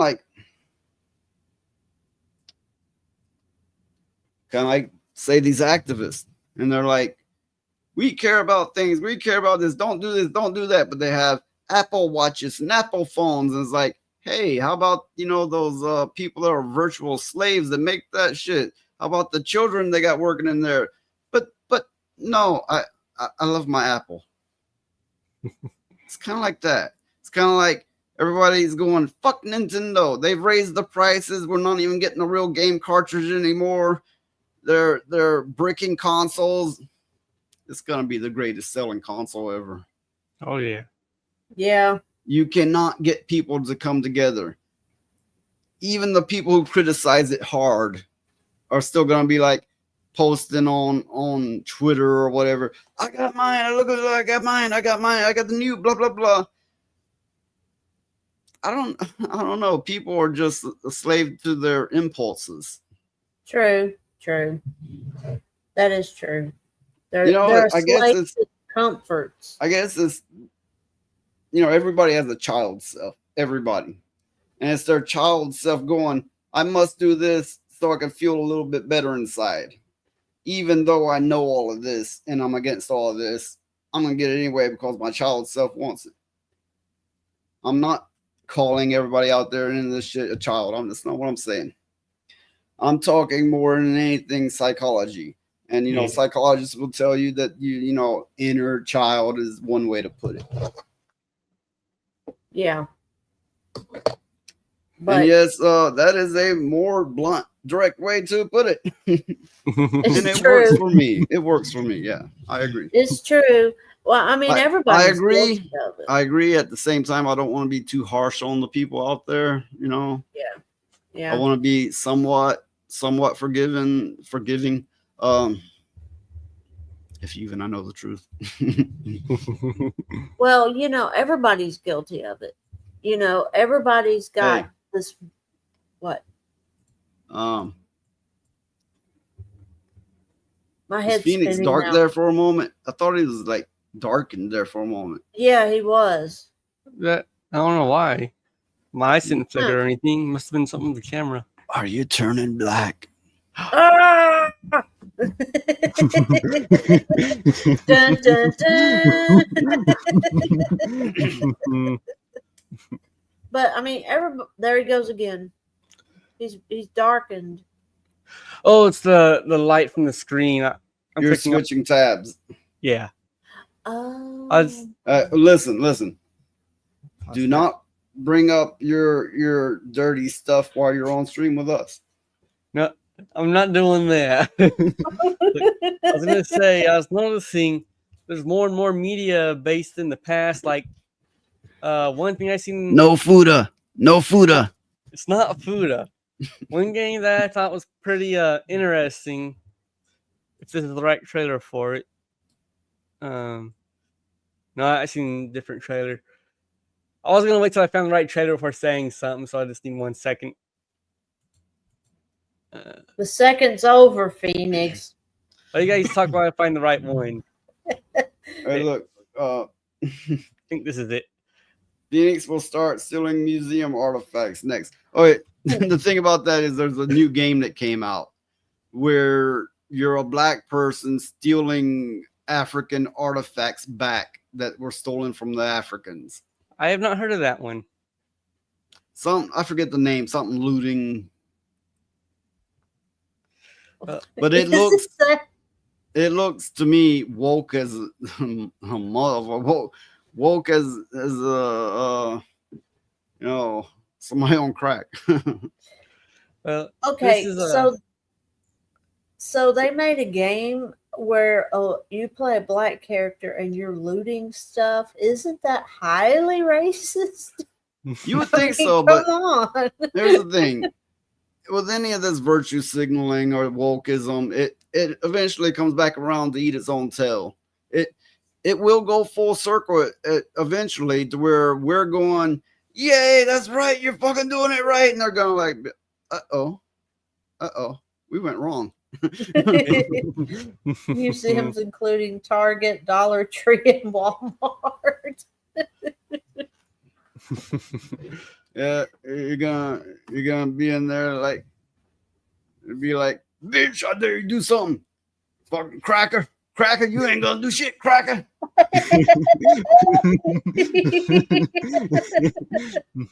White people, what's wrong with the world? Oh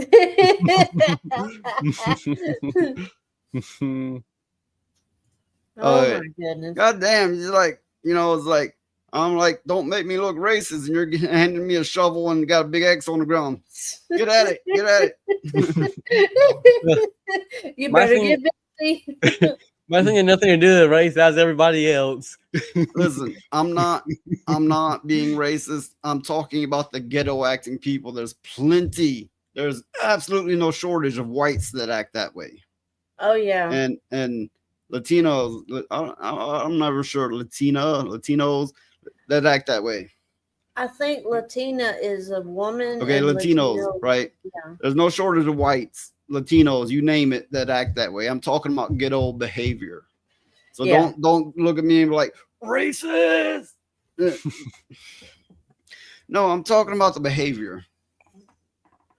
Yeah. And if the skin color corresponds with that, I didn't do it. It's not me. I'm not pointing it out. That's up to you, if you so decide to. Yeah. Yeah. Trying to remember what my point was. I was reading what Frag Monkey said. Truth, I bought 100 old feet for. I'm a little confused. I don't know the terminology. I think that's pounds. Yeah, but old feet. I don't know either. I don't know. Okay, let's go to the previous one. I relooted a tablet, an Apple one. Well, it's like I don't recall who, but somebody was saying when I was live streaming the riots, like, oh, these riots are always fun because afterwards you can gather up all the clothes and rewash them a few times. You got a bunch of new clothes. And, the point I made was, they take the high dollar items and they leave the rest. Yeah. Like you'll see them running out with TVs and all that kind of stuff and phones and the high dollar stuff.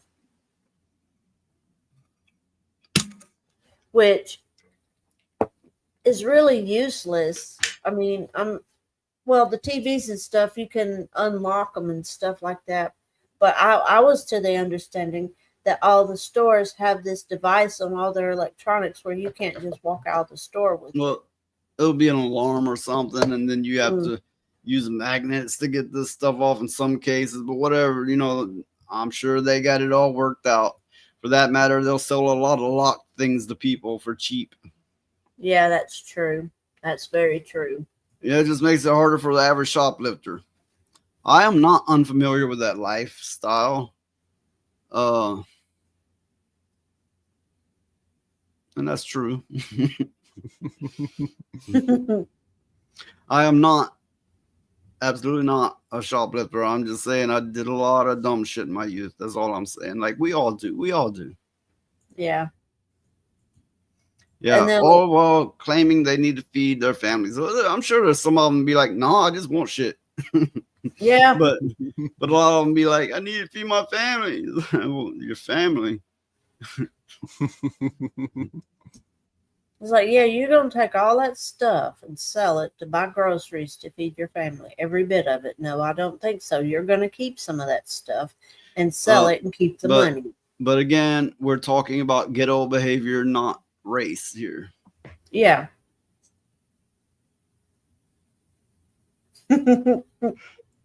He's right. He's right. It's like he said, a normal shoplifter will take just a few things, and people that loot take everything.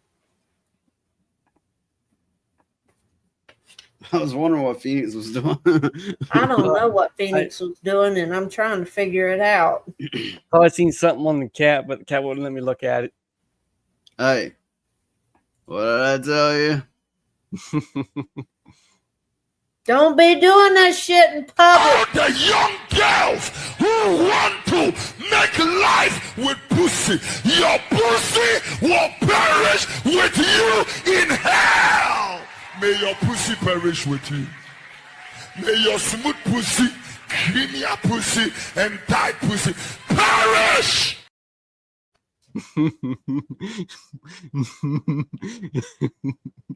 Yeah. He's been turned down way too many times or something. He's got issues. Yeah. Issues. He don't need to be preaching at all. He needs some professional help. Okay, the next thing I'm going to be looking at is not so much critique. It's looking at a upcoming game, which, I think a lot of people will appreciate, providing they don't ruin the fuck out of it like they love to do these days. Invincible versus. That's what, for, anybody who don't know, VS is versus, which, yeah, I feel bad for having to explain that, but some people, Invincible versus video game announced. Bloody 3 versus 3 fighter drops in 2026.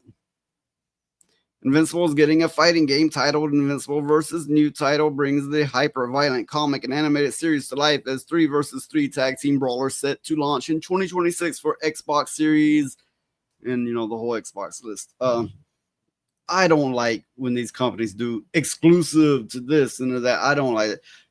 As they say, I'm master PC race, right? Or master, yeah. I think that's all goes. Whatever the case, I'm for PCs. Shit, I'd go further, say I'm for open source and Linux PCs, but most people don't go that far. I do. Yeah. I don't like these exclusives. I don't like that. Okay, but what is Xbox PC? It's you can play Xbox games on your PC. It's like for Microsoft, Windows. Oh, okay. Of course, Microsoft seen the popularity of the Steam Deck, and they're going through another company to release their own handheld. And you might go, what's the difference? Well, it will be able to play Xbox games as well. Okay. But you Which- still put. That don't deter me none. I mean, what I'm saying is, I'm still for Valve and Steam Deck because they support open source and the right to repair and so many other good things like that. They're doing it right. I don't care if you could play all the consoles on it. I don't care. I'm for the more righteous way, the purer way, you know, the way that helps us all. Well, from everything I've seen of the Steam Deck, you can do a lot of stuff with it, not just play games with it. Yes. I would imagine that would have been true. You can play some Xbox games. Yeah, I highly doubt it could play all of them. These handhelds still are very limited in what they can do, primarily due to the power draw that some of these games require. So, in this game, they look funny to me, like weird cutouts and a little too sharp and blocky. Yeah.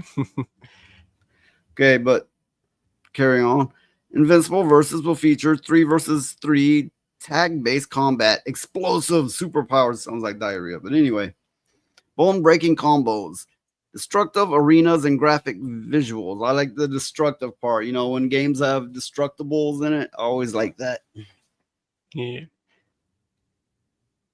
So, Invincible Versus includes several game modes, a single-player story. I can always appreciate that too. When you want to like play it more casually.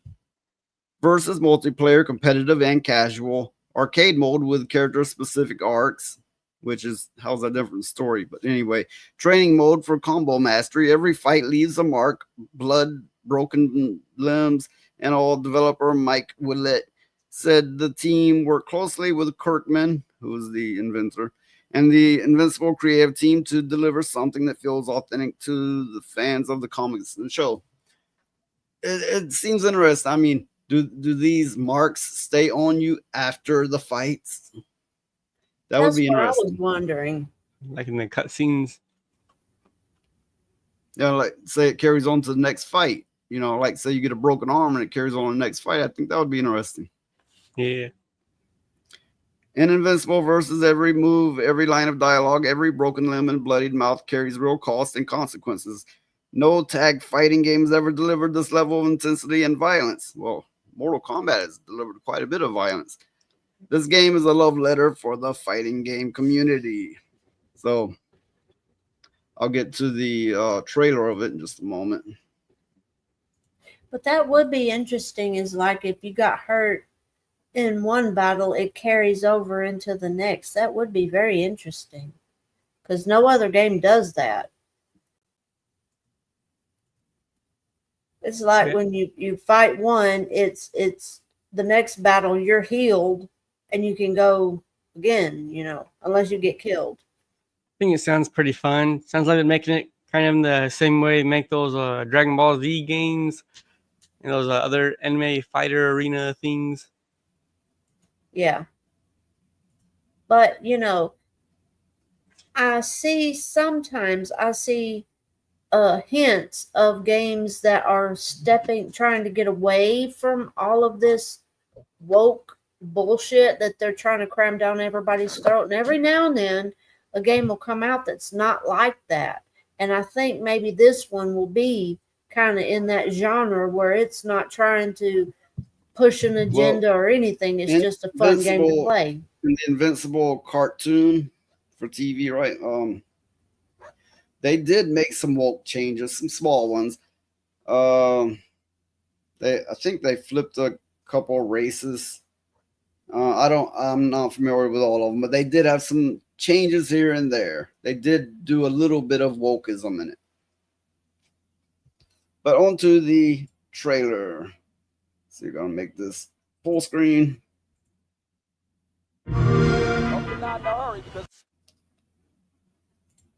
On second thought, I'm not going to make it full screen because you often get copyright strikes for doing that, which is fucked up.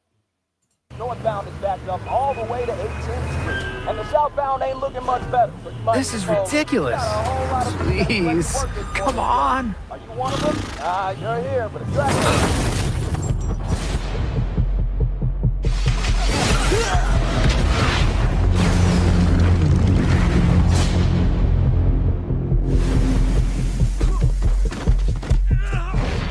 enough yet? No, Dad, not even close.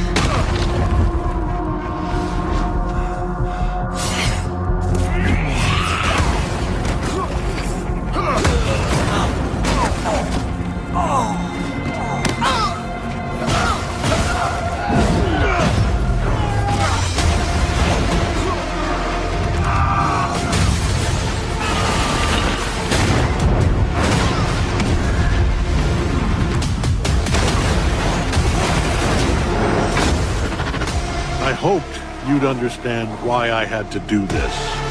Accept our rule or die.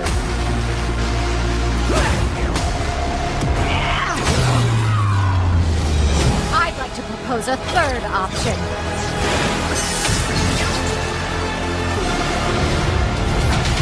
I'm not your son anymore. I'm the guy who's going to throw you off this planet for good.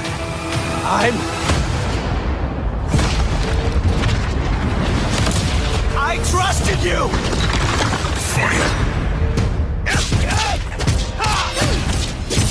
Back off!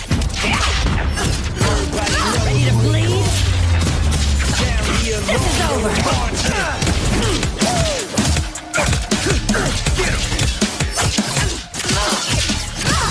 Alright, coming through!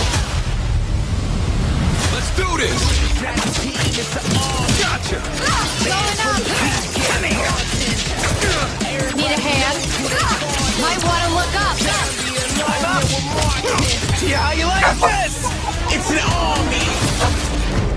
I am ending you! I see it all now.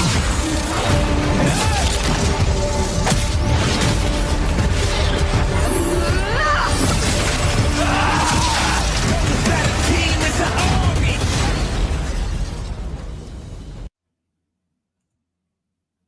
That game looks like it would be a lot Right. of fun to play. Yes, it looks well done so far. For those that like that genre, which it's kind of like a Street Fighter style play, or the old Street Fighter style. I mean, I played fighting games in the 90s, early 2000s, but not in a long time. And it reminds me the same old. If you're into that, great. But I think they need to rethink fighting games, 1-on-1 or 3-on-3, whatever fighting games. This whole, weak hit, strong hit, block, and then jumping on screen. Like, I think they need to rethink it. Yeah. And then, big flashes with everything, flash. If you're into that, great. But I used to be into it. I got bored of it years ago. I think they need to rethink from the ground up how that's all should be put together and all. Yeah. I do wonder if they're going to have people like the Savage Dragon or the Pit in it, because I think that'd be good. I highly doubt it. Those characters were popular a long time ago. They were real popular a long time ago. These days, a lot of people haven't heard of them. I think they're going on the Invincible name and its power. Yeah, well, I know he had a crossover with a few other Image characters, so I was just wondering if they were going to add them as DLCs or not. Oh, you never know. I mean, there's potentially DLCs. Sometimes they get downright goofy with what they bring in. Yeah. But the graphics on the game look really well done, and I don't know how the mechanics would be, but I can only imagine it wouldn't be too complex. I like the idea that the environment is destructible. I really like that concept. Yeah. I do think the way the characters are modeled, they look that too blocky and the edges too sharp. They cell shaded it for one, which gives it a very cartoon comic look, more so than the cartoons and comics.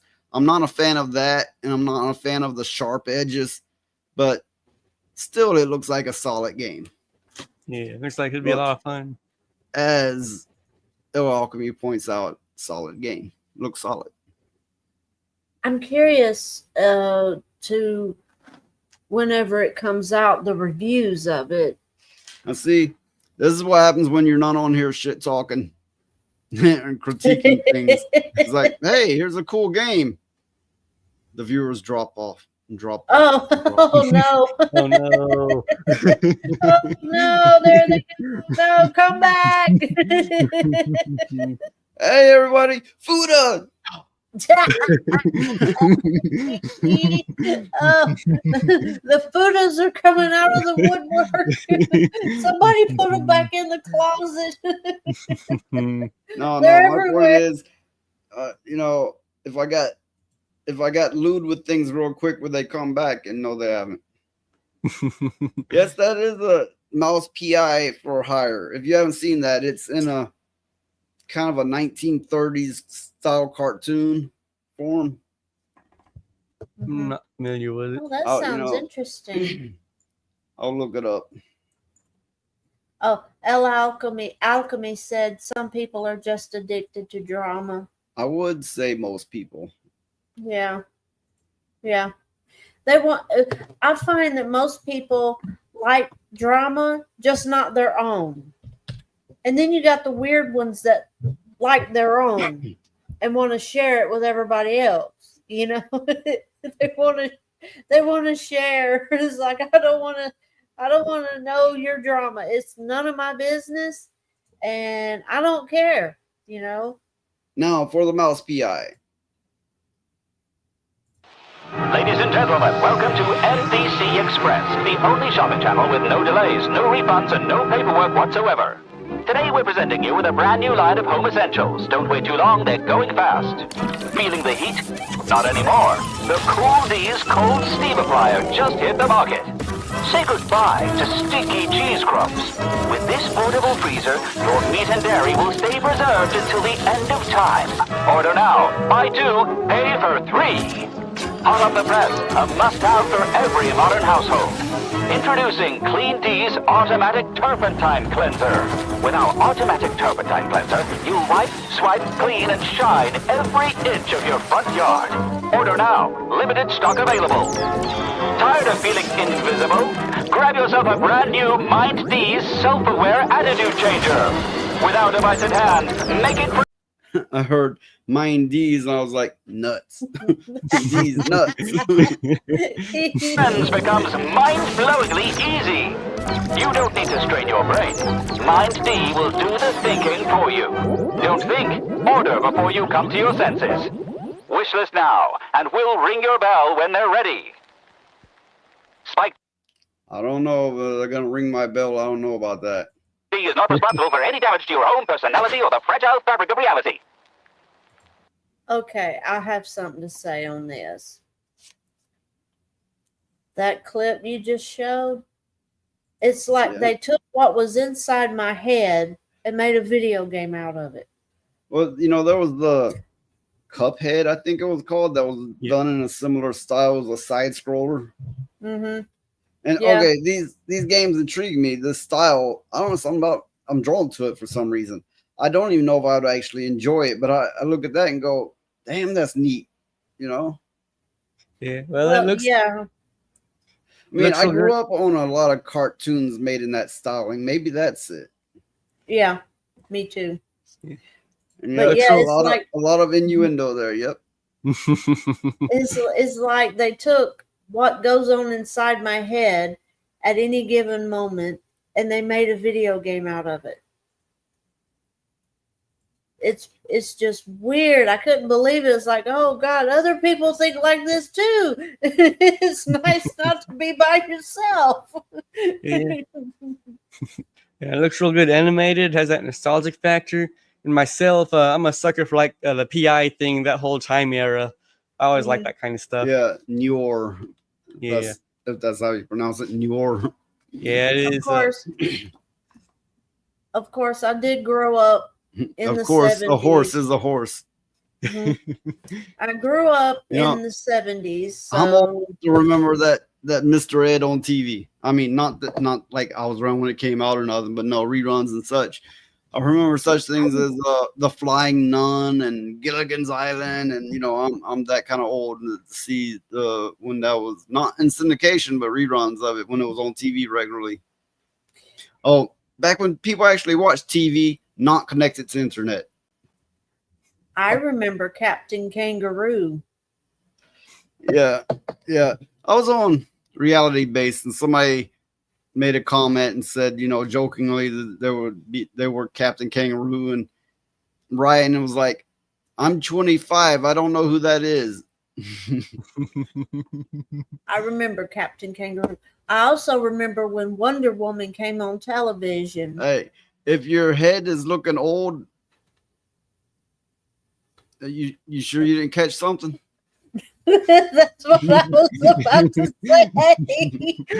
Oh, I was about to say they need to go to the doctor. Okay, to be fair, I don't know if Frag Monkey is a man or a woman. Hopefully not a Fuda. But still, the joke had to be made. It was there. It had to be said. It had to.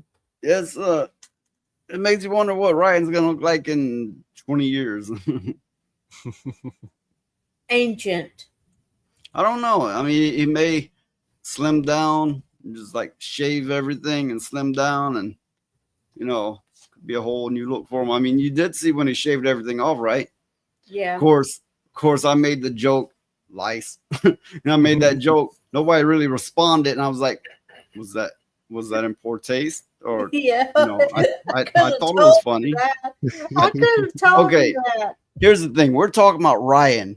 He takes every jab he can and goes as low as he can with it. Yeah, but when somebody else does it, it's like, no. Well, he does that, but he didn't like. Oh, look, they like the Hobbit out of the Shire. He didn't like that at all, but he tickles me to death. I guess it's the way his speech patterns, and when he's like talking shit, it's the most proper. You know, he's really proper with it, and I think that's his whole shtick. You know. Well, you know, you got a couple of people here that grew up in the 80s or the 80s and 90s. If you grew up a little before then and you have 70s influences too, it adds something totally unique and totally different to you that you would not have otherwise. There's no way in hell you could get from other decades. No. Well, every week in the 70s, you'd see it on the news. They would. But I will say the people who I've encountered through being a streamer in that age range have been some all right people, you know, so they're not all bad, you know. Well, if you grew up in the 70s and then the 80s and all that, in the 70s, every week, your mother was telling you to be careful and where you go and stuff, because there was a serial killer on the loose and all kind of stuff. Frag Monkeys, speaking to El Alchemy, but he says, I don't know if it's he, but whatever. It says, we had it the best. You probably did. It's probably true. Yeah. With that being said, me and Elijah, we come from an age where there was no internet, and that brought something special. It means when you got up, you were on your feet and you were going till you were asleep. It means you were out doing shit, crazy shit.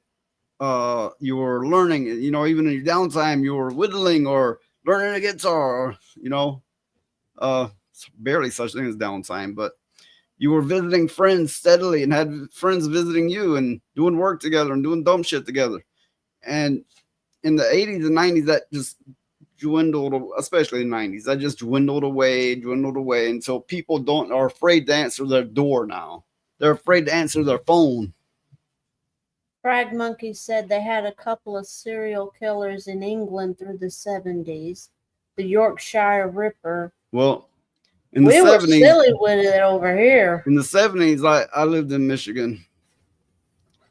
And yes, there was probably 2 a week.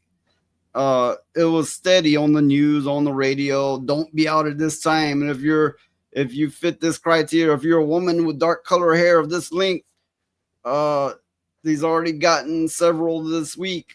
Don't be out. And it was just lousy with it here. I mean, serial killers, like They don't announce them anymore. I'm sure there's still plenty. They don't announce them anymore. Yeah. Well, I think that's because of all the idiots that are into, I mean, heavily, fanatically into true crime and all this stuff. You know, I've met those, right? And they're like crazy into this stuff. And I'm like, are you fucking serious? I know in person, I know a good many people that have killed. Some spent time for it, some did not. And you know, kept closeted motherfucker or like, ooh, this killer, blah, blah, blah, blah, blah, blah. It's like, have you ever had a knife to your throat? Have you ever been shot at? You know, anything, you know, and if so, why the fuck are you looking at this way? And if not, you have no right to be looking at this shit. I mean, some of you might not get where I'm coming from, but I let's just say I've known a lot of killers. Literally, I'm not bullshitting whatsoever. That's these two. Yeah. Yeah. Well, to me, the people that are fanatically into true crime and idolize these serial murderers and people like that, it's very disrespectful to the families of the victims that these people had. You know, it's just disrespectful. I've been shot at. Elijah was there some of the times that somebody pulled a gun on me, and when I was young and dumb, right, I charged at their ass. I'm like, if you shoot, you better make it a good shot. She wasn't there when they did let the bullets fly. I had one pass by my temple here and leave a burn mark, burnt my hair and left a mark across here. I never have been straight shot, but damn near almost, you know. I remember one I've been stabbed. I remember one year it was hunting season. It was when my great grandmother was still alive. And every day during hunting season, she would get out on her porch and sit there with her ancient double-barreled shotgun. And every day, every evening, she'd sit out there and wait. Well, it's like L. Ogden says, for the ones who haven't experienced it, I expect this morbid curiosity still messed up, though. Okay, I get curiosity, but what we get oftentimes borders on idolizing. And that's the disturbing part. And typically, from what I've seen in my own experience, those who get to that level have had little to no danger in their life. Or if they, you know, some of them had a rough life, you know, rough family life, but they haven't had that kind of roughness. But then they're like highly into this stuff, but scared shitless of it at the same time, if any of it were to become real to them. Well, it's like, you know, why invite the snake if you're expecting it not to bite you, you know? Yeah, it's kind of like going, I hate snakes, but you have everything about them, you know, put up like a shrine around you. Yeah. But every day at hunting season, my grandmother would sit out on her porch and wait. And these jackasses would come to the property line shooting deer. And she would shoot back at them and she was a good shot too. She didn't mess around. Someone called the deer. And I asked her, I said, Granny, why are you doing this? You're going to kill somebody. She says, I don't give a shit. They're going to hit my damn gas tank and blow us all up. They deserve what they get. I done told them to get the hell off of my property anyway. They're not killing my deer. See, she called them her deer because she would feed them. And they would come up and get the food and all that stuff. And she didn't want nobody killing them. So I guess she had the right. So what you're telling us is she was crazy. Mm-hmm. Yeah, she was. lovely woman, do anything for you, except for there was a few things, and she was nuts about, and that was one of them. This is one I met, right? Yeah. I met her and before she died, and for an old, frail-looking woman, she was full of energy and had this bright personality. Yeah. She'd do anything for you. If you needed something, she'd do her best to get it for you. Just don't steal from her, you know. But yeah, she says, was. I'm on Granny's side. Yeah. What you need to do is get a taxidermist to put a deer up where it's standing up and holding a gun. She thought about it, but it would have cost her too much money. She thought about it. Yeah. But she was right. The hunters and stuff was shooting too close to her house. If he starts to utter something and he's yawning, he's gonna say he needs to go and needs rest. Yeah. Yeah. I was trying to get a word in, but you know. So yeah. Yeah.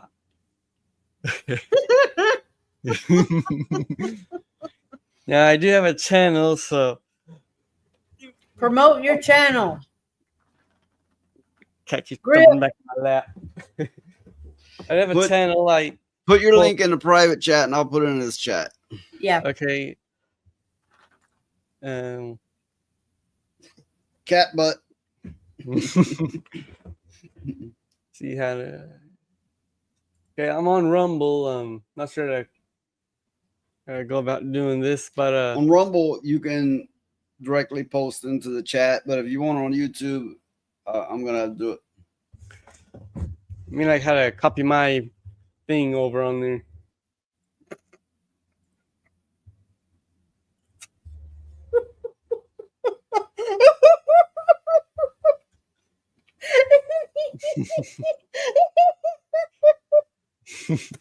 Well, you know my username in there, so. Hey, this is the internet, Phoenix. You can't copy your thing on it. It don't work like that.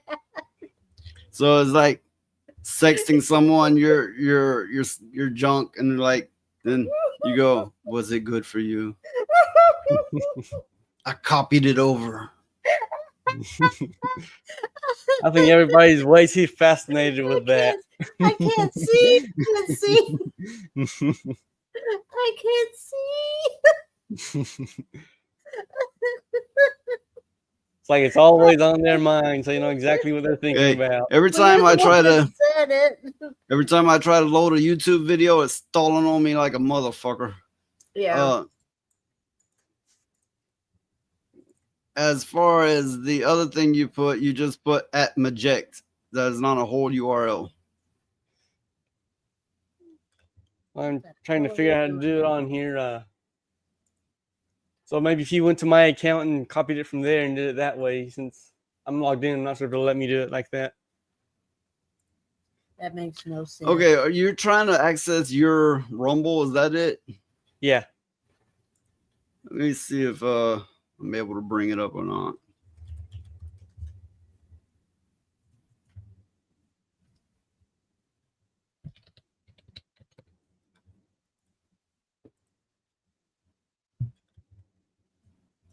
Well, his thing didn't copy over all the way. It's only half. So I don't know. I sent it. It sent it through Kick and YouTube. I'll also post it into the Rumble. So Phoenix here, he goes by Maject on his account. He has a few creations. He's not a regular creator, but he's got a few AI songs. Anything else? Like some videos of like cute animals, but I'm mostly doing the AI thing. Just like one we started a few weeks ago. Why would you be collecting cute animals now? There's the first two I put on there like a year ago. So. But wait. What's in the bag? Funyuns. What else is in the bag? Yeah, I think you need to play that. You need to repent thing. Oh, you're the one that need to repent. You're the one collecting animals and trying to send over your thing. Hey, you think It's not everything's got anybody sex, look, though. look. We've chased this nonsense far enough. Yeah. Hey, you swear you guys are obsessed with it or something. The internet is. You have to understand, on the internet, anything that can be perverted will be perverted. And okay, you have to understand my use of the word perverted there.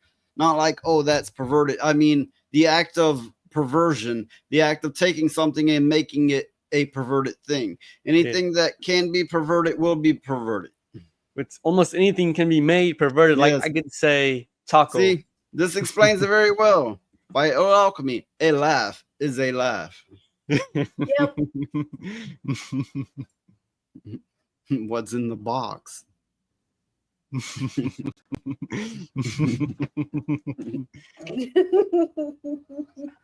Reach in there and find out. Anything deviant, asking for a friend. I guess I better get off of here and get some rest. Got work in the morning. Well, good night, Phoenix. Have a good rest. It's been fun though. I had a lot of fun tonight. And there you go. He must have been feeling better. He was talking more this time. Well, you know, I did tell him, okay, he want to be on a show, no problem. I let damn near anyone on. Of course, he, it's cool with me. I let him on, but every show he's like sitting there and he's like holding on. He's sitting there holding on. Barely utters 4 or 5 words for a fucking 5-hour long show. You know. Yeah, true. I'm like, okay, if you're gonna be on, you got to interact. Yeah. I mean, I enjoy having a full panel. I really do. But sometimes things get a little out of hand and there's a lack of basic respect. Like when I'm covering a topic and bam, they just start yelling and having fun about something entirely different. Or we're sitting there and they're like, look what's going on here. Look. I'm over here on this. It's like, you're here. We're doing a show. You're part of the show. What the fuck are you doing? Yeah. Or when they get on there saying the infamous N word and F word and even R word, that YouTube has an issue with.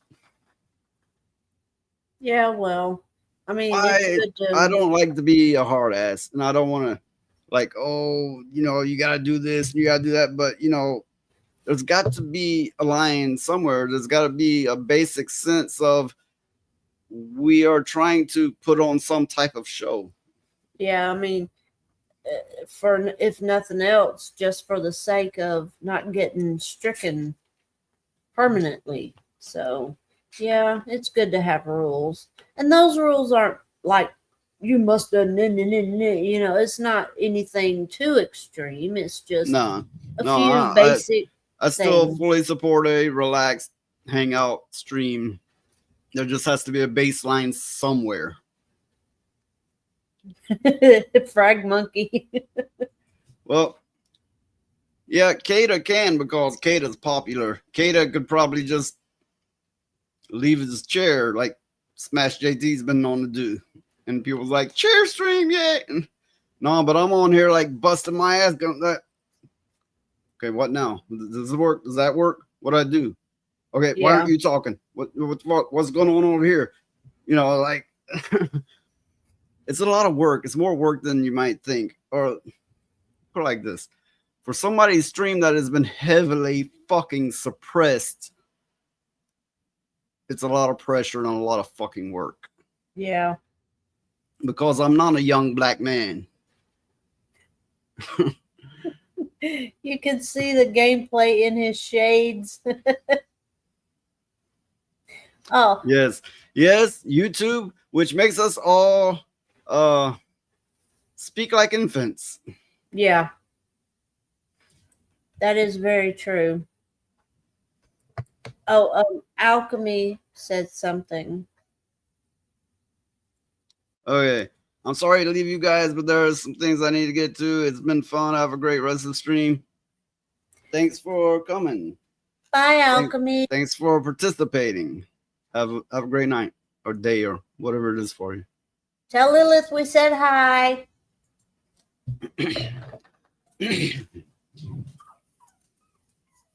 Uh-oh. Big Shirley's looking for Lilith. I said Lilith, and Big Shirley went to whining. But yeah. Okay, now back to covering topics. AI dream or nightmare. Hollywood exec wants to convert old films into anime. And right, I believe what they're speaking of is they're wanting to use AI to like auto convert old films into anime. Oh, no. Just no. Yes. No good can come from this. I mean, let's say they fuck up and actually make a good one. It would be rare. It would be so few and far between. I honestly think no good can come of this trend. This is What going can to go be wrong? so... What can go right? I mean, we have a great classic. Why are you going to go do this? Why? You know, why not just watch the classic? Mm-hmm. I Okay. wish the reality of it is they're taking intellectual properties, you know, IPs, and trying to reinvigorate them for the modern audience to once again make money off of them. That's all it is. Some people might look at this and go, oh, great. That's so good. That's what they're banking on, you know? But if you appreciate the classic, then appreciate the classic. Yeah. I wonder what movies they're going to do this way. I think right now it's more of a concept idea, but it wouldn't be unless it's possible. And yes, it's possible. Burns' company, Lionsgate, struck a deal with AI company Runway last year. He claims that technology can transform any movie from the studio's catalog, such as John Wick, Twilight, or The Hunger Games, by changing its style, rating, or format using Runway software, with a new movie ready in just hours. I wouldn't say a new movie in hours. I would say one that looks like a cartoon, but it's the same damn movie. And it probably takes out a lot of subtleties that made the original great. Now we can say, do it in anime, make it PG-13, 3 hours later, I'll have the movie. I can do that now, and I can just resell it. There you go. There you go. Resell it for the modern audience. If this is so simple and effective, how soon before we can see the results? Converting even a small portion of the Lionsgate 20,000 plus movie library into anime would likely be a major moneymaker. If it really works as described, the temptation to do so will be immense. This stinks. Okay, people are more in the anime than they've ever been. So they're thinking, why not just take everything from the past and make an anime? A lot of people will love this. I don't like the idea. This stinks. This is total bullshit. So Frag Monkey says, I can't see adults going for it, so children.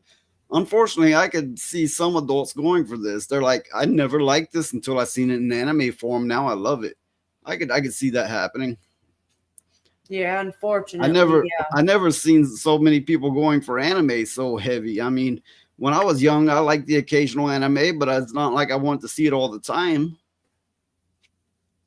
Well, anime to me was meant for children. Most of it. There's some that wasn't, like Vampire Hunter D and all that kind of stuff. Oh, there's a lot of very graphic in many meanings of the word anime out there. Mm-hmm. But I'm talking about like the mainstream anime that people push all the time now. But experts and industry insiders remain skeptical. Making a quality anime film is not as simple as pressing a button, and an audience may not be eager to watch recycled live action movies in a new style. Well, that's the thing. Generations of young people in particular forget quicker and quicker. In our time, we knew things decades before us. Now, in this current age, it's like if it didn't exist after the year 2000, it never existed at all. So it will be fresh to them. They would never touch it until they seen it in anime form. Yeah. Still, AI is rapidly becoming a useful tool in filmmaking, but it still requires a significant human input and talent to create something audiences will actually want to watch, let alone find meaningful.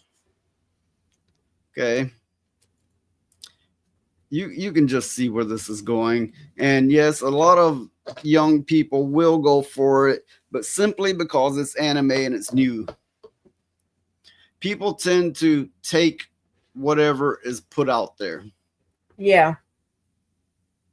You know, people's like, no, I chose this product. Yes, you chose it because it was widely available and advertised that, you know, it's the latest, greatest thing, or it makes you look cool, or your friends have it, or it came by default on your phone, or your phone was advertised by your phone provider. You know, it's what's being pushed out there, and most people just gobble, gobble, gobble without a second thought. And this will be no different. Many of them will not even have heard of the original film. They will just take it because it's a new anime. Very true. I mean, something like this will come out. Just and very bastardize everything. Why not? Mm-hmm. Well, they're doing it for the money. I mean, it's all for the profit. Yeah. But things like this will come out, and very few people will research to find the original. That's the problem. Can you imagine the type into the AI, except make this character black? Oh, this man, make it a woman. And you know, AI will be able to do voices as well. On some basic script changing, I would imagine. I imagine if it's not already at that point, it will get to that point, and they can truly modernize it. Yeah. And the people watching it will not know any better because they will not be familiar with the original. And they're like, that's not how that goes. And it's like, oh, I'm talking about the original. Like, there was an original. Yeah. We already get a lot of that today in music.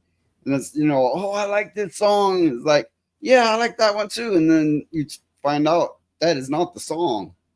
They put it through a machine and fucked it to death and then spit it back out. And that's the one they like. Yeah. It's all beeps and clicks. And you tell them, it's more like moans, but anyway, and mumbling. But you tell them that's a remake. And they're like, I could see this being the same thing. Yeah, yeah. Frag Monkey's right. They can't create artistically bankrupt. He's right. I do wonder why our generation and the one before us made so many great things, and the generations since don't seem to be able to. I mean, yeah, there's some, no doubt. Yeah, they've made some great things. But in general, why can't they make good things anymore? What happened? I don't know. Well, unless it's the influx of information and entertainment being at their fingertips. Their minds don't have to work as hard anymore. Actually, what it brings my mind to is we had radio and we had TV. We could change the channel and we could change the station, but it gave us a steady line of stuff. And if one thing stood out in particular, like musically, let's say, we'd go out and get the record, 8-track, cassette tape, you know, whatever it may be. And then we would start buying into that music. But still the thing is we got influences from a broad range. We might watch a movie made for middle-aged housewives and go, oh, fuck, that was meaningful. I felt that. I kind of like that. You know, or a woman, it could be a middle-aged housewife watch a fucking Rambo movie and go, hey, that was good. But now everybody's like, I choose this. I choose that. You know, they don't have this feed of broad sources coming into them anymore.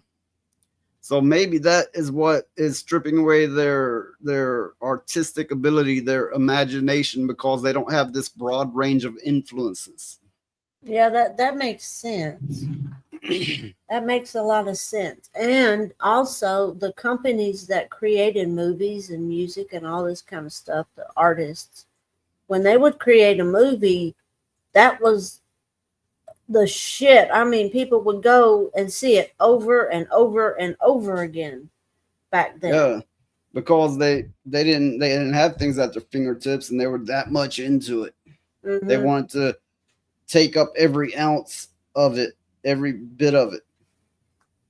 I remember a lot of times it would inspire people. I mean, when I was younger, I remember the first round of Dragon Ball Z that came to America. I was a teenager in the martial arts and all, you know, there's a whole group of people that was in the martial arts. We didn't watch that and go, let's go to Comic-Con and wear the costumes. We watched that and went, we need to get ripped. We need to become masters in Kung Fu. That's what we did. And you don't see that anymore. I remember a Comic-Con that you and me went to one time. And I cannot count how many fat Deadpools there were. I mean, these people. It's like, hey, are you dead and bloated, pool? Yeah. I mean, spandex. They need to remember spandex is not a privilege. I mean, a right. I encourage the people out there to go to some extent, some small extent, to live out your fantasy, to, you know, to have fun. You love this character, go do what you got to do. But know your limits. Don't be 250 and spandex saying you're Deadpool. Know your limits. Know your range.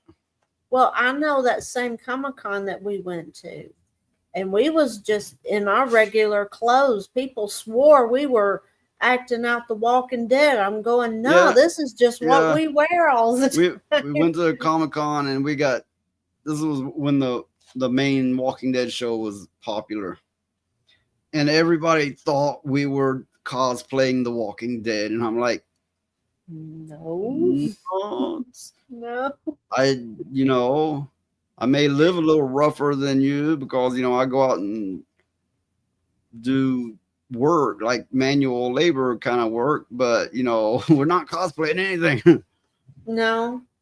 And I remember it was just funny to see because it was cool during that time when we went, and I had my camouflage army jacket on. And it was like, I just threw it on and we went, and it was like, oh, you're cosplaying The Walking Dead. It's like, no, this is our regular clothes. Unless they were trying to say we look like zombies, but I don't think so. That'd be a stretch. Yeah, that would be a big stretch. Oh my goodness. People never cease to amaze me. Well, I am glad to have the viewers that I have here.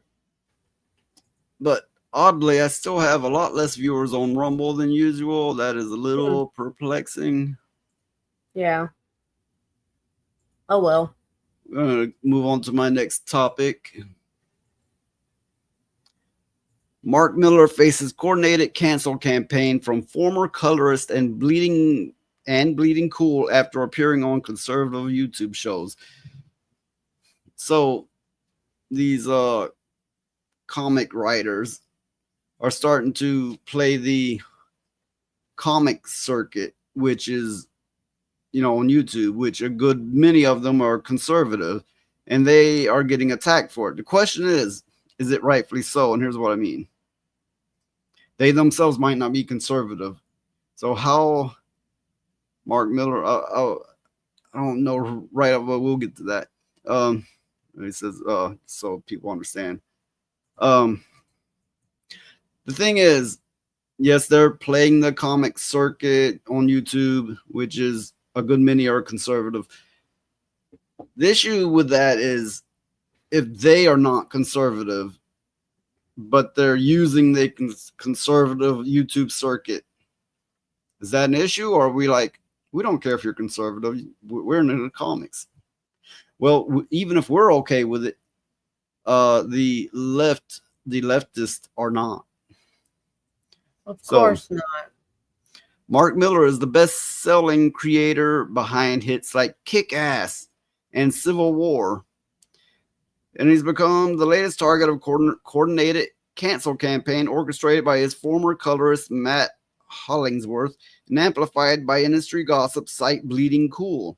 This attack appears directly tied to Miller's recent appearance on popular YouTube channels Critical Drinker, Nerdrotic, and Clownfish TV to promote his new comic Psychic Sam.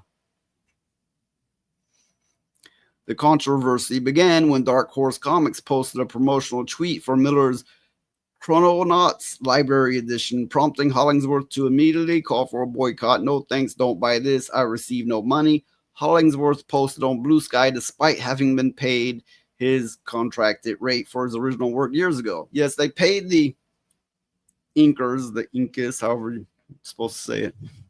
They pay them when they do their work. This is the industry standard. They do not get paid for every book that's sold or every reprint. They get paid for their ink work, which these days is digital for that matter. That annoys the shit out of me. You know, I like the classic where the, you know, you can see the difference, but I digress. But he is protesting, going, I'm not getting paid for every copy that's sold. Okay, I don't understand. He knows that he's not supposed to get paid for every book. So what's his problem? Well, that's what we're getting into. Let's see. Here he is protesting it. Or no, this is actually where he's promoting the Chrononauts. Here's where he's protesting it. The Inkist. Inkist, that sounds funny. Inker. I'll just say Inker. This transparent attempt to damage Miller's sales gained traction among the platform's extremist user base, and we're speaking of Blue Sky, with comments like, fuck Mark Miller, yeah, no, fuck Mark Miller, flooding their responses. While another called him a goat-licking guy. What? Goat lick? What? Okay. Bleeding Cool's Rich Johnston, what a name, published an article highlighting Miller's appearance, attempting to signal progressive activists that Miller had committed the unforgivable sin of speaking to creators and commenters with conservative viewpoints. So they're attacking him. Yeah, he's saying because I'm not getting paid, but what it's actually about is because he came onto conservative YouTuber site to promote his material. Oh, okay. And he's getting the whole Blue Sky and liberal community trying to boycott him now. All because he came on some right-leaning YouTubers, YouTube streams to promote his material. So he got everybody on the PP site mad because he went on some shows. PP site, I don't know. I think they chopped us off. I don't know if you can say PP. I call it the PP site because you said all they do on there is show PPs. So Hollingsworth complaint centers on not receiving royalties from reprints, a standard industry practice that applies to virtually every colorist who's ever worked for Marvel, DC, or any major publisher. Hollingsworth is attempting to frame this normal business arrangement as some form of exploitation. Sounds like he's grasping at straws. Miller's crime wasn't failing to pay creators. It was appearing on YouTube channels that progressive activists have deemed politically unacceptable. Oh, so that makes it is sense. Guilt by association. Don't you hate that? Yeah. it's not fair. That it is essentially cancel culture. If they can at any point in your life, they can dig up one thing and point at it, and they'll try to take you down with it. I don't think they're being logical or reasonable. They're just using a tactic. Yeah. It's what it sounds like.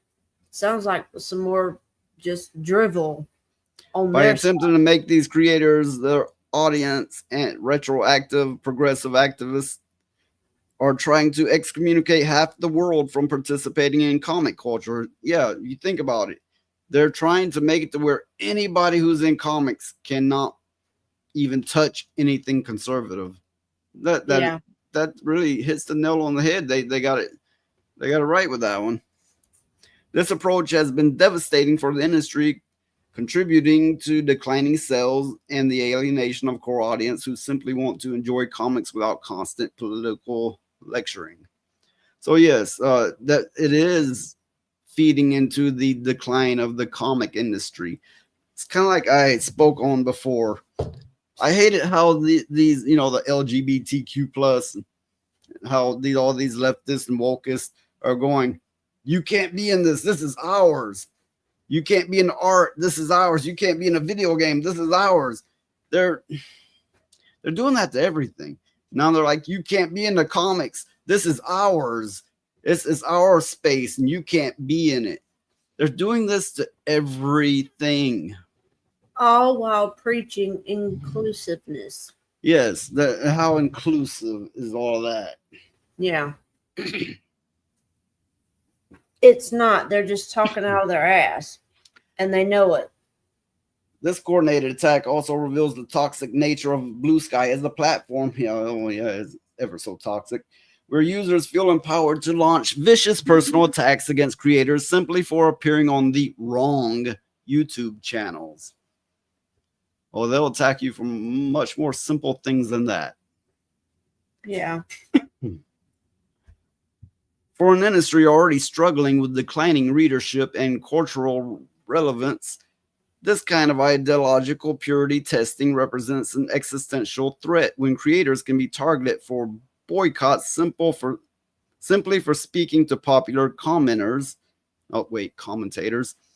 The message is clear: conform to progressive orthodoxy or face professional destruction. I would say this article is very well worded. Yeah. And they wonder why there is a decline in comics, in the comic business. They wonder why. They constantly go, well, we don't know why our stuff's not selling, and we don't know why our movies are flopping, and because they're attacking everyone. Yeah, they do stuff like this, and then they still ask, why is their stuff failing? And then you have the people that go along with them and then flip all the characters, races, and genders, which alienates the audience, the fans. And then they're going, why isn't it selling? Why isn't this working for us? Yeah, well, they don't listen to people. They refuse to listen to the fans, and that's where all of this is coming from. You know, nobody cares about their political ideology. They just want good stories. Okay.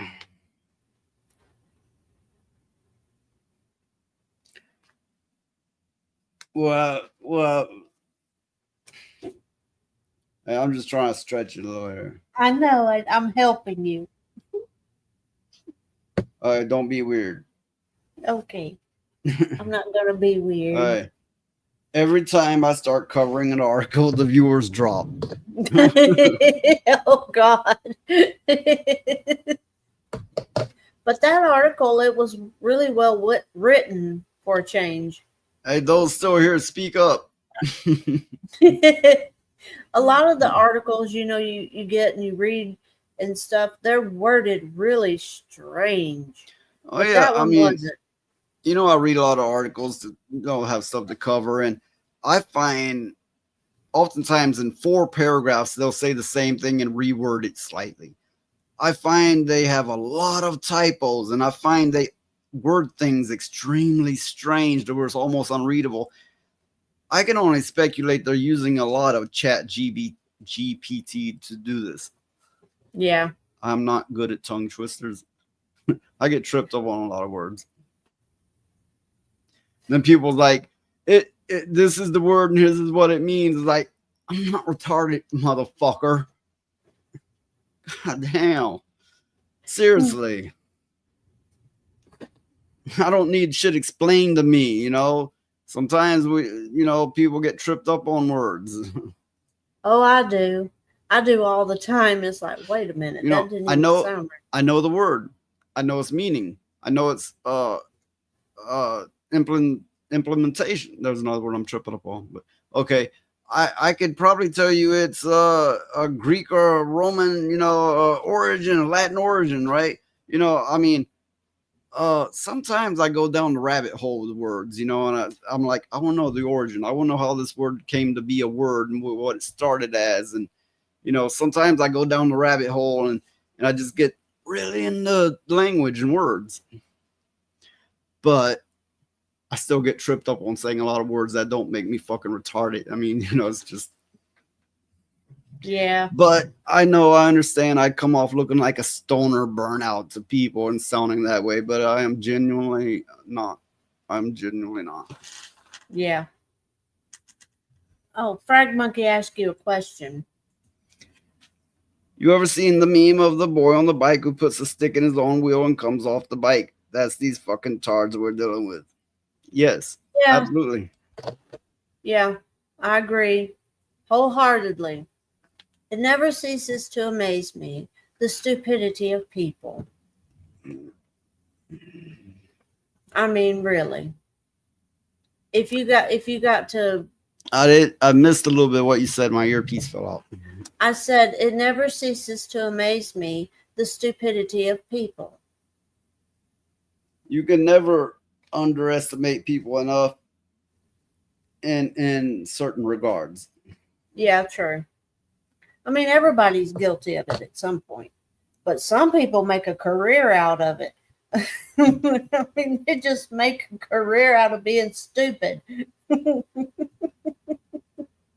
Everybody has these moments like, wait a minute, what? That didn't sound right. Or the next article I have that I'm gonna bring up really, speaks to that, people being stupid. But we don't have to get to it yet. Yeah, exactly. People suck. That's one thing you can always count on. People suck. And I don't mean that in a sexual way. And I know the internet wants to turn everything sexual. Yeah. Well, it's the internet is what it does. But, what I don't understand is, you got that Blue Sky site, and I haven't been on it, and I don't want to go on it. But how is that site not considered hate speech when they boycott everything else? Virtually everything the LGBTQ community does is hate speech. But they feel empowered. They feel they're taking the system back and fighting the power. They are the system. They are the power. They don't realize this. They are the man, so to speak. They don't realize this.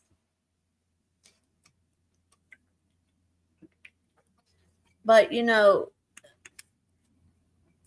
I think what's going to happen is they're going to get older and they're going to look back at how stupid they were and regret a lot of things. I don't think they ever will, because that pride has been instilled in them so deeply, and they've been told that's the way and embrace it fully. And if that pride is taken from them, it's become their whole identity.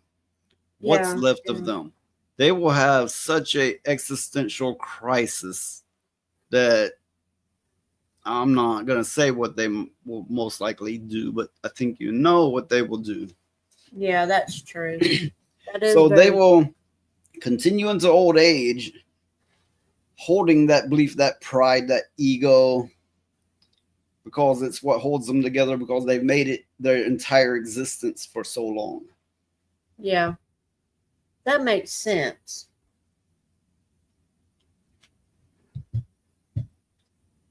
So, you can't reason with people like that. It's impossible.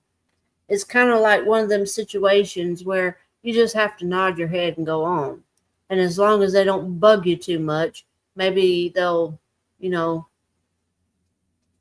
go far away, away from you. But I digress. Next, we have Bella Ramsey rumored for big Marvel role. X-Men ? Okay, she's the potato-faced girl in The Last of Us. And you haven't seen this season. I haven't watched it either, but I've seen screenshots of it. This girl has turned into a potato. That's a younger looking picture over there. Who I wonder is she supposed to be? Well, it's unknown at the moment. Oh, okay. Mrs. Potato Head, except you cannot change the parts. Oh, wait. She will try to change the parts. I wouldn't be surprised if she slaps on a strap on and be like, I'm a man now. But I digress. Wild rumor claims The Last of Us star Bella Ramsey is being eyed for a big Marvel role. What a way to kill a franchise. While there aren't any more details we can guess, it could be for the X-Men. Who could Bella Ramsey play in the MCU? Fans online are already speculating Bella Ramsey could actually be up to play the character Morph. I found this hilarious. What? Morph, as you see there, with a white face, he's, without any real details or shapes. That's kind of like Mr. Potato Head. Yeah. You see why I found this hilarious, right? Yeah. And for that matter, what a way to hide that hideousness of hers. Yeah. But the speculation, but all the same, I found that hilarious. While Morph isn't female, neither is she much, but the X-Men 97 series changed Morph into a LGBTQ plus non-binary character who uses pronouns. They also tried to have him chase after a straight Wolverine, which disturbed the hell out of me. And for however good that series may have been, that killed it for me. That killed it. Nope. That's a big no. I don't care if it's the most legendary production ever. That killed it. Yeah. This lines up with Ramsey's own politics, as she too uses they, them pronouns and has said that she is not 100% straight. I'm a little bit wavy. Her her character in The Last of Us is also a lesbian. That part confuses me. I'm a little bit wavy. I don't know either. Moving on. If not more, there's also been fan art around of Bella Ramsey as Rogue. No. Don't fucking do it. Don't do it. Don't you mess with Rogue. Rogue is a Louisiana, Southern belle with a fat round ass, and she's buxom. She's a buxom beauty. And they're gonna put Mrs. Potato Head in that role. They better not fucking do it. No, no. There also seems to be a limited number of LGBTQ plus characters in that post-apocalyptic world. What post-apocalyptic world? I'm a little confused on that one. I don't know either. The Last of Us one? Whatever the case. Let's see. Much like how Rogue is so alone and isolated due to her mutant power, where anyone she touches, she absorbs. I don't know. That sounds like the LGBTQ community to me. Everything they touch, they absorb. It sounds like it to me. Yeah. Oh, I hope they don't make her Rogue. If they do, they'll regret it. Yeah, it's like, what a way to bankrupt the franchise. It's like, they're like that Death Note, right? It's like, who we gonna get to put in this? Write it in a book. Franchise killed. Yep. Oh. Another X-Men possibility could be Kitty Pryde, who was actually played by transgender actress Elliot Page in the original. Oh, it was Ellen Page, and Ellen was not a supposed man when they played the role. Elliot Page in the original Fox X-Men movies. Kitty Pryde, aka Shadowcat, can phase through solid matter, walls, floors, even attacks by making her body intangible. Yes, Ellen Page, before they cosplaying as a male, they even got like fake muscles put in. You could tell they're scrawny as a stick, and they got some fake muscles put in. They look pitiful. They look like a 12-year-old boy. Yeah, who drew muscles on. Yeah, who drew muscles. But this article is rather dumb on this. This was before they were a trans. How are they making this connection? I find that weird. It has even been rumored that Feige has. I always want to read that different, but Feige has been battling Disney CEO Bob Iger over the direction of the X-Men. It's claimed Feige wants to stick with the social commentary, so all this woke stuff, which he has done post Endgame, but that Iger wants MCU's X-Men to be a big action-packed blockbuster similar to movies such as Deadpool and Wolverine and Avengers. Well, I can see the action-packed thing, but you won't get it unless you make it somewhat comic accurate and put the real character into the characters and the real story into the story. Yeah. You got to put heart in it, not virtue signaling, not pandering. They're gonna just it's the water. Oh, the thing is, there is some truth to that. It's something that Alex Jones said, so everybody made a big joke of it. But what he said was not inaccurate. They're gonna ruin this. Rumors have also offered transgender actress Hunter Schafter is up for the MCU role. I don't even know who that is. Is that the one trying to be Zelda? I don't know. But either way, no, stop doing this, people. Stop it. Get some help. They need it. I'm telling you. So if any of these potential castings are true, we see which direction Feige will be taking the MCU following Secret Wars. I've been done with Marvel since the comics went all woke, and then since the movies kind of just got worse and worse and worse, and they decided to have the Hulk get his ass beat and Thor to get fat. They were trying to take away the toxic masculinity. That was what the real message there. I've been done with Marvel for a long time. I still don't want to see all this nonsense happening. It still hurts me to see this stuff. And I know that a lot of people be out there, good, it should hurt you. Motherfucker. No. Just no. Absolutely not. I wish sanity would return. I so wish it. The only way we're going to get sanity is if we get on a spaceship and go somewhere else.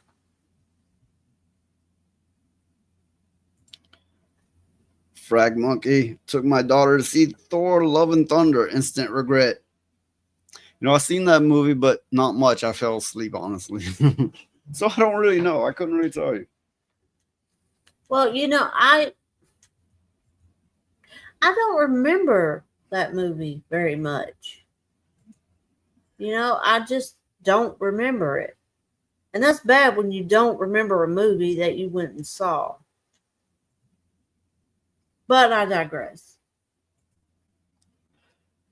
We've been saying that a lot. I digress. You want to know why? Because it's to keep ourselves from going off on a fucking bitch tangent for half an hour and saying things that really don't need to be said on YouTube, and here I am like this. I'm like, uh-oh, they probably think I'm, I can't say anything. I can't do anything. Damn.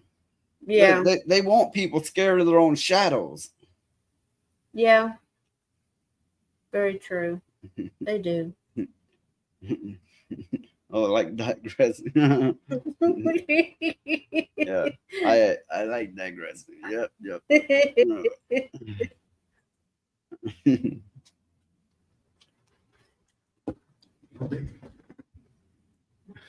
I just hate what they're doing to all this stuff. These characters are loved characters that's been around for decades, and they're just trashing them because they can. Somebody needs to stand up and say, "Wait a minute, you can't do this stuff." I mean, I don't know. I don't know. It is. So, I have abysmal views on Rumble. I'm not entirely sure why. Usually it's the other way around.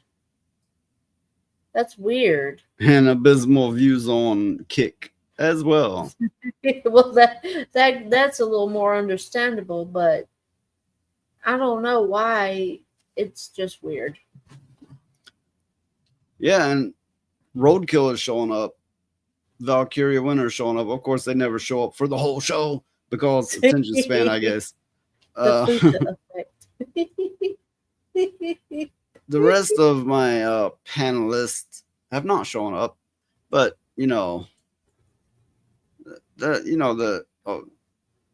that's okay. I mean, it'd be better if they did, obviously, but I'm not gonna be like, you better fucking show up. No, I'm not gonna do that. Well, it is Monday, and Mondays are always slower. Yes. Mondays are slow and miserable for everybody. That's been my experience. It's because everybody's still getting over the weekend.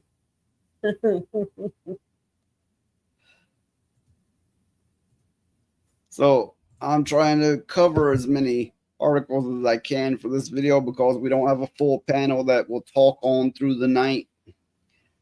And then later I will cut this video up and then put it to daily videos for the coverage that's suitable to put to daily videos.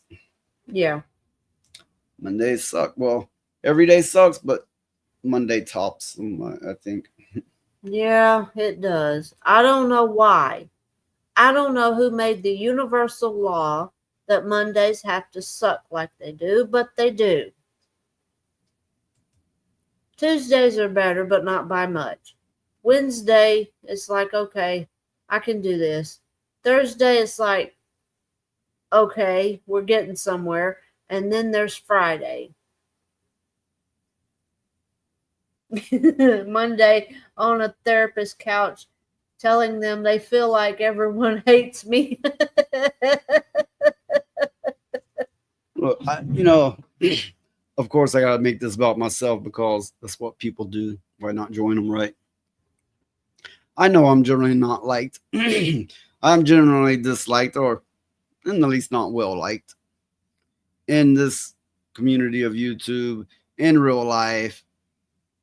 I guess it's the energy I put off, my outward appearance, the sound of my voice, my lack of enthusiasm. Maybe I'm a joy kill. But inside, I'm a very different person. You can't go by what you see and hear out of me. You can't go by that. I mean, but there's only so much you can do. Either you're a favorite or you're not. Either you're likable or you're not. My point being is, I'm not about to talk to no fucking therapist. I'm going to be a grown man and be like, okay, we don't have to like each other. That's okay. It doesn't really matter. I'm going to do what I got to do anyway. True. Now, some people do like me, but those can be counted on maybe this many, maybe. Whereas uncountable is the rest. Yeah. Okay, enough about me. I'm not that conceited. Okay, let me get back to the beginning here. James Gunn doesn't just omit the American way in Superman, he changes it to the human way. Oh. There's a lot that could be said about this, but my immediate thought was, couldn't he have just said the patriotic way? Yeah. It would have sounded better. At first, it looks like the American way wasn't making its way into the latest Superman film, but there turns out to be more to it than that. James Gunn isn't leaving the old slogan out of the marketing, but he is changing it to fit those modern sensibilities. Oh, how I hate those modern sensibilities. Yeah, me too. Superman must reconcile his alien Kryptonian heritage with his human upbringing as a reporter, Clark Kent, as the embodiment of truth, justice, and the human way. He's not even human. He soon finds himself in a world that views these old-fashioned, reads the box of a resin figure with a big head that looks like actor David Cornswet. Does that read funny or is it just me? Yeah, it's another article that reads funny. Chat GPT, probably. Yeah.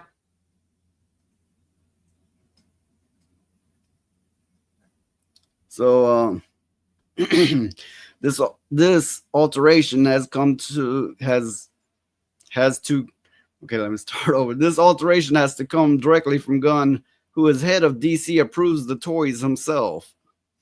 The model of truth, justice, and the American way goes back to the radio dramas of the 1940s, but is more closely associated with George Reeves and the character first foray into the new medium of television, The Adventures of Superman a decade later. Yeah, for you that don't know, and I imagine most of you do, but before TV, there were radio shows.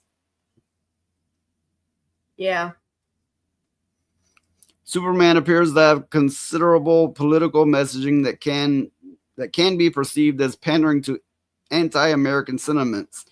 Granted, this is nothing new, but it didn't work out so well for the quest for peace. The fourth Superman movie? Yeah, I think so. This was like in the 80s, I think, late 80s maybe. Yeah. It had some political messaging, and well, that movie sank hard. Whether it reflects the message remains to be seen, but in a trailer, we see the Man of Steel intercede in a foreign conflict, which Lois, Rachel Brosnahan, whatever, chastises him for as a journalist. Yeah, I've seen that clip. She's like, "You had no right." What? Okay. Moreover, reports say the public turns against them because of fake news and an army of trolling monkeys typing away. Yes, that's something I've covered before. They actually wrote, I don't know if it's going to be in the final movie, but yes, they'll have a villain that will have an army of monkeys typing up internet hate speech about Superman. Talk about retarded. Okay, Superman is the strongest being on the planet just about, and he's going to get all upset over internet trolling. Yeah, according to this movie. Yeah, but here's the thing. You have this almighty being come down and go, "I'm going to help you out." And you're thinking, well, I can't stop him. Right? Yeah. So, you know, and a reporter goes, "You had no right to." Well, you know, it's a universal law. Might makes right. And I'm not saying that's right, but it's true. Might makes right.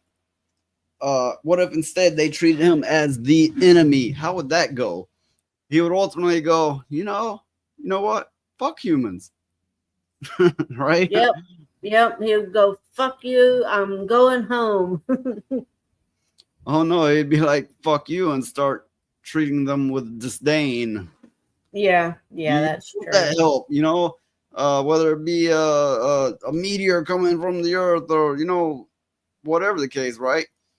Of course, they're pandering to the non-Americans, which is becoming Americans who, you know, a lot of them, like this protest show, and they're waving the flag of Mexico or whatever the case may be. Yeah. That's some dangerous ground that they're treading with all that. I mean, by pandering to this, they are making this anti-American, but the anti-American sentiment is taking hold in the liberal side of things. Oh yes. In which they call us the, I'll use the safe word, Yahtzees. Yeah. Oh, these people. These people. I don't know what's going to happen to them. Nothing is sacred. Nothing. No. Not the pop media, not the Bible, not the this, not the that. You name it. These people, they're going after everything. It seems. Yeah. Well, I would say it's safe to say it's not, just seemingly that way. We could pull one of their lines like it's just a fictional character. Why do you care? Why do you care? It's kind of like when you say, why do you make the character trans? Why do you gender swap? And they're like, what do you care what's between their legs? What do you care what they do with it? You're missing the point by a mile. And this can be flipped on you too. And then you're going to care a lot. Yeah, that's what I was going to say. At the same time, they rather do focus on the privates a lot, like a fucking lot. And that's disturbing and all by itself. Yeah, that is true. I don't know. It's like they can't see their own bullshit, But back to this for a moment, in the human way. He's not human. And I'm sure, speaking as the story and as, the character and so on, the mythos of it all, he's reminded he's not human on a daily basis. But he can be an American. He can be patriotic. He can be many things, but to not only to skip the whole American way, which is indirectly being very anti-American, but then they had to add the dumbest thing to it, and the human way. Can you make sense of it? No, this whole thing is gonna just crash and burn. It's just gonna fail so hard, and then they're gonna ruin Superman just like they ruined everything else. Let's say it's gonna be a big success. Let's say it makes them a lot of money. It could happen. It won't be the trend-setting, the iconic thing that it once was in the 70s, like the 70s movie, or even the TV Superman of the 50s. It won't be. It just won't be. For one, we have too much crap being slung at us now. That even if you get a quality product, there's so much that you're going to be like, oh, it's just another thing. Yeah. You're not really going to pay attention to it. So, get back to this. Don't do yourself down, noise. Enough people will do that for you. Fuck them. You're right. You're right. But they rarely do it to my face, even online. Even online, they rarely do it to my face. So I just kind of like to point out for them, I know. I already know. You may not be saying it, but I know. For one, right in the corner of my screen, I have a number of how many viewers. That, for one, tells me. I know how many places I get invited to online. That's another thing it tells me. There's things that tell me, right? And I hear other people talking about, oh, I'm into this, I've been invited there, I've been invited here, I've got this many viewers. And I'm like, am I doing something wrong? And they're like, no, your show's great. Well, either you're fucking lying, or Some ain't adding up. Yeah, it's not. It is not adding up. The math don't math. Oh my goodness. I also see how many people's talking in chat, and thank you, Frag Monkey, for being here. You've been very supportive. You've been great. Seriously, you have. Valkyria. Yes, but G-math. we have one that's staying and talking so far, and that's great. Yeah. We have people drop by, and I'm thankful for them. Thanks for coming by. Yeah, thanks for being some kind of supporter. G-math. But yeah, the math, the numbers. So you know, about me being down on myself, I don't think I'm that bad. I'm saying I know other people thinking about me. Frag Monkey said it's Jew-math.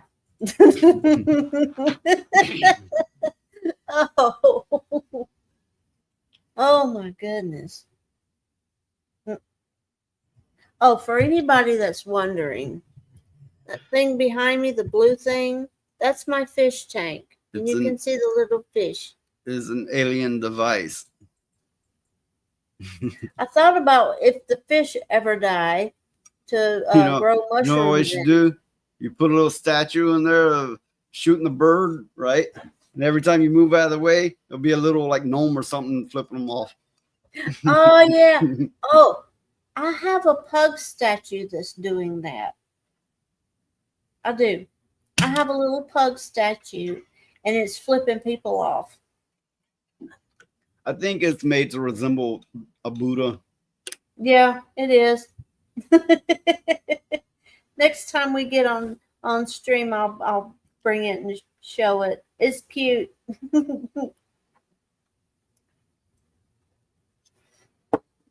Yeah, let's see what else I got here. We probably won't go on a whole lot longer, but I'm gonna try to cover as much as I can in little time.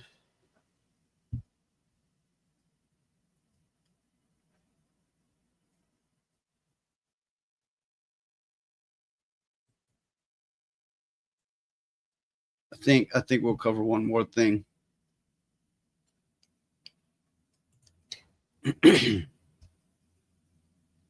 Well, I thought about going and getting my little statue real quick while you're looking up the article.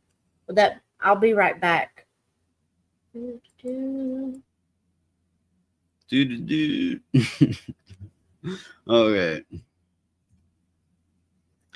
James Gunn warned us. Jared Leto hit with sexual misconduct allegations. I'm not surprised. I mean, he kind of puts off that vibe. I mean, at the same time, you can't believe every time one of these people get allegations on them. But he does kind of put off that vibe. 9 women have accused Jared Leto of sexual misconduct over the past 2 decades, some involving minors. The accusations, detailed in multiple reports, include claims of inappropriate behavior with underage individuals and explicit misconduct. Several women allege that Leto initiated contact when they were 16 or 17. Engage in late-night calls with sexual content. Others describe in-person encounters, including claims that Leto exposed himself jerking off in front of a young girl and coerced sexual acts. Among the accuser, model Laura LaRue alleges that she first met Leto at 16 and was invited to his home at 17, where he reportedly flirted with her and walked outside nude. Similarly, DJ Ali Teals, who was 17 at the time of her encounter, claims Leto attempted to force himself on her backstage. And she later reposted a 2012 Facebook post labeling Leto's Hollywood most persistent pedophile, describing the experience as predatory, terrifying, and unacceptable. Okay, to me, honestly sick. He's always. I'm trying to read comments. I'm sorry. He's mental. He gets people out to his island cult. Oh, we got a bot in the chat. But go ahead. Say what What were you gonna say? He just struck me. He's always struck me as just being creepy and cringy. You know, it's like he's trying to pretend to be Jesus or something. I don't understand why the appeal is there in the first place. I'm not really familiar with his work. I've seen a movie or two of his, but to my understanding, he has a rock band, or like a singer of his own rock band, I think. So there's a video about him on YouTube. I have not seen it. This is the first I've heard, but to me, he definitely puts off that vibe. Mm-hmm. Proper, creepy, spot on Messiah complex. Okay, Leto's representatives have expressly denied all allegations, dismissing some as demonstrably false. Now, I have known people somebody would accuse them, and then people start piling on, and even in a case where you were there with them and this didn't go down, and then it just keeps building like a snowball rolling downhill. I've seen this happen. But with that said, I get the feeling that they're right about him. Yeah, me too. So his band is 30 Seconds to Mars. I know he has one, but I've never heard of them. But, and especially now, I don't think I really want to look it up. No.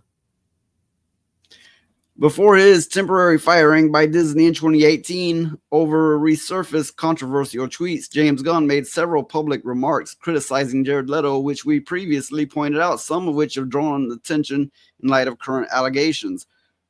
Earlier incidents were also reported in 2015. Gunn alleged made remarks about Leto during a live Periscope video. I remember that website, which he later deleted. I don't think it's around anymore, but anyway. According to various accounts at the time, Gunn discussed rumors about Leto's personal life, which included unverified claims regarding underage women. Gunn later issued a brief apology on Instagram, writing, "Sorry to all of you around the world who saw my Ambien-fueled Periscope session last night at 3 a.m. Yes, I erased it."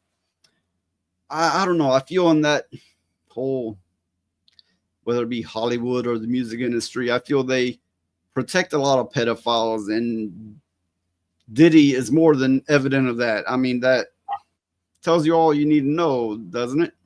Yeah. You get the reading on everything that Diddy did. Oh, don't. It will disturb you deeply. Seriously, it will disturb you. It's sick. It's beyond sick. And the whole damn industry protected him. So, yeah, well, James Gunn probably very much disliked Jared Leto. It was probably like, I can't say these things because, the industry, and, because if I say this, then somebody else will say this, and everybody's afraid they're going to get exposed, I guess. Or maybe that their career is going to get ruined. A deleted 2012 tweet also showed Gunn driving home from Vegas, trading stories about what a dick Jared Leto is. The alleged incidents reportedly began in mid-2000s, with some dating back to 2006. No legal action has been filed as of now, but the public nature of these claims has amplified their impact, particularly given Leto's high-profile role on Tron Ares.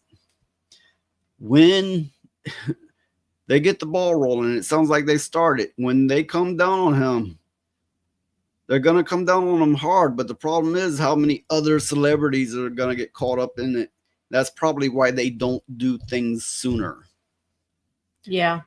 The timing of the airmail report aligns with the increased promotional effort for the film, raising questions about how Disney and its partners will navigate the controversy. Tron Ares is due out October 10th, 2025.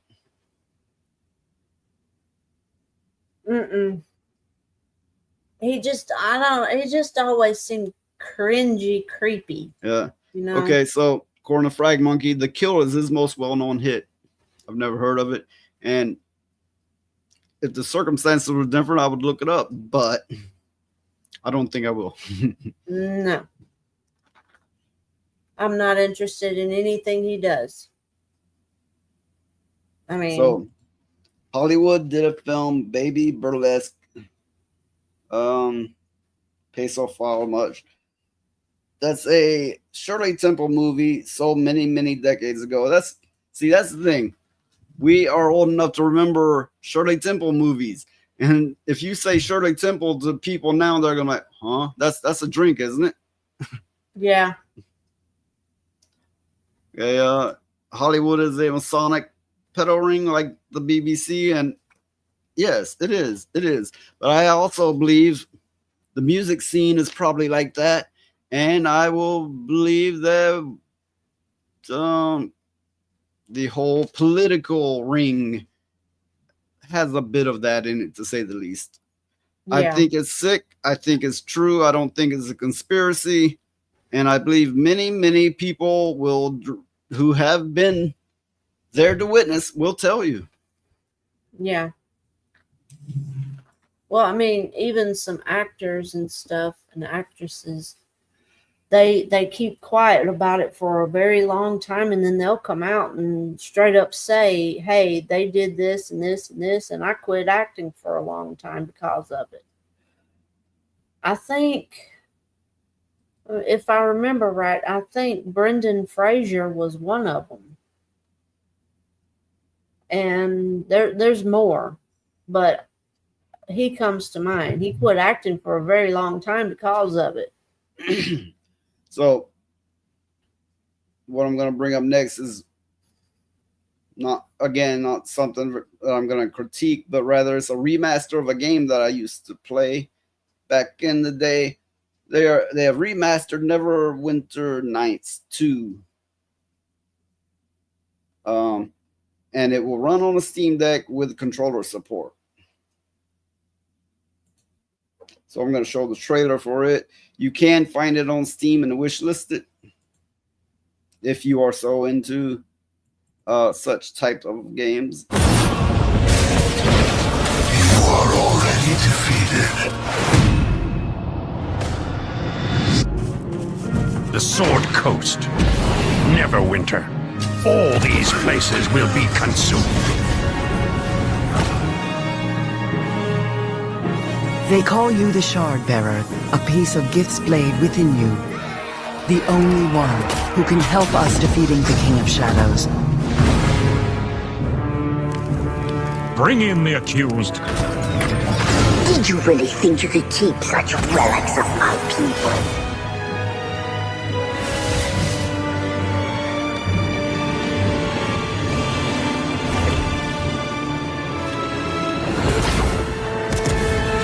None shall stand against us. You cannot stop me.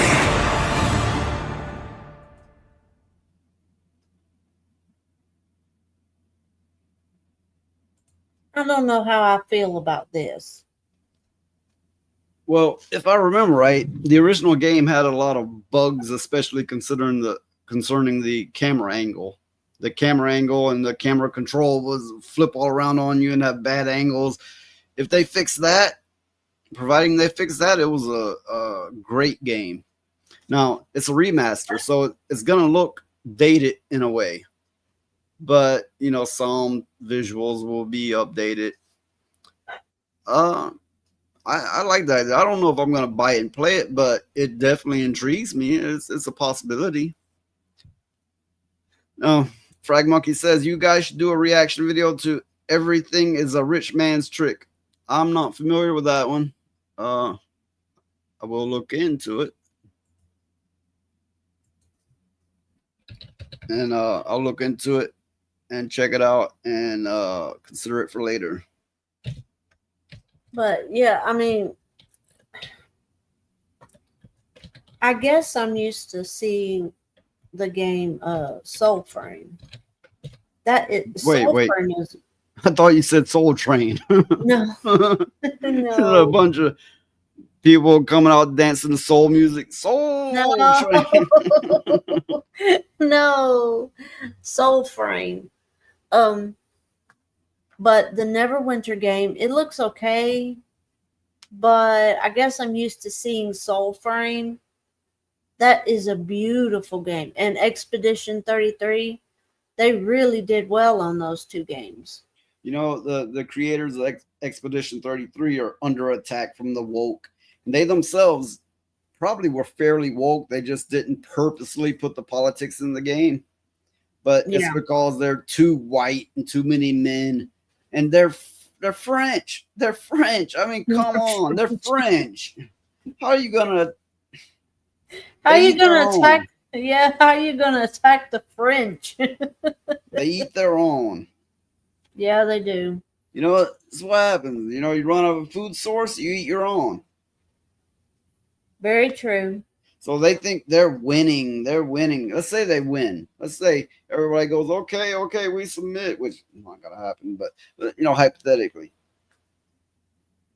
Who do they have left to attack? Nobody. Their own themselves. Yeah. They will eat themselves. True. And I know no matter what side I'm looking at, no matter left, right, this, that, whatever, I can't help but find it humorous anytime they start eating their own. Yeah, that's funny. They ain't winning shit. Nope. No, this made me think. You go, yeah, you're winning shit in your hand. No, but actually that'd be something more like they do, honestly. This is my statue. I'm gonna have it on the Thursday stream to show Lilith. I think she'd get a kick out of it.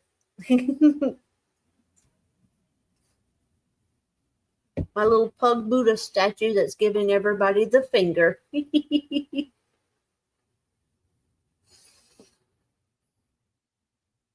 Well, I think that's enough for this show.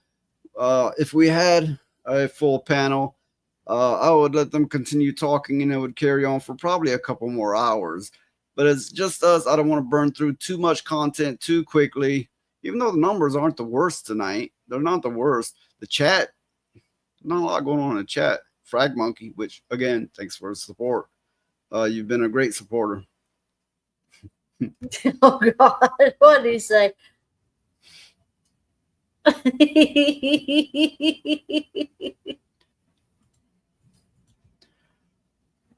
But yeah, I think we'll come to a close on this episode. I never know what to call it. Episode, is it episodical? You know, I don't know either.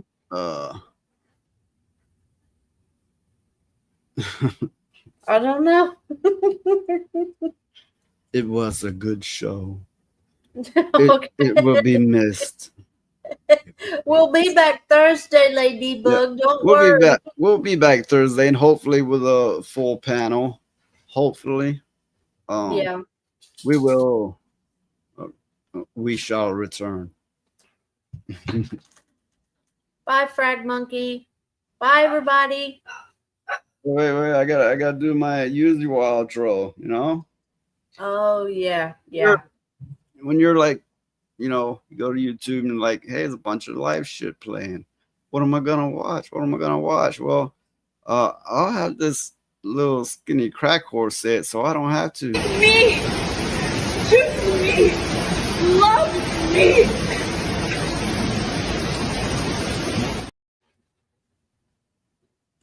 Yeah. Choose So me. sad. Love me. Okay. And everybody out there, however many, however few, keep bringing the noise because we sure as fuck will. And we're out. Your feelings can fuck off, you non-binary bitch. Telling everyone we're wrong while you sexualize kids. Keep your pronouns in your pants, this ain't the time or place. Unless you think you can dance, I'll punch that confused face. My pronoun is pimp. The heavens proclaim.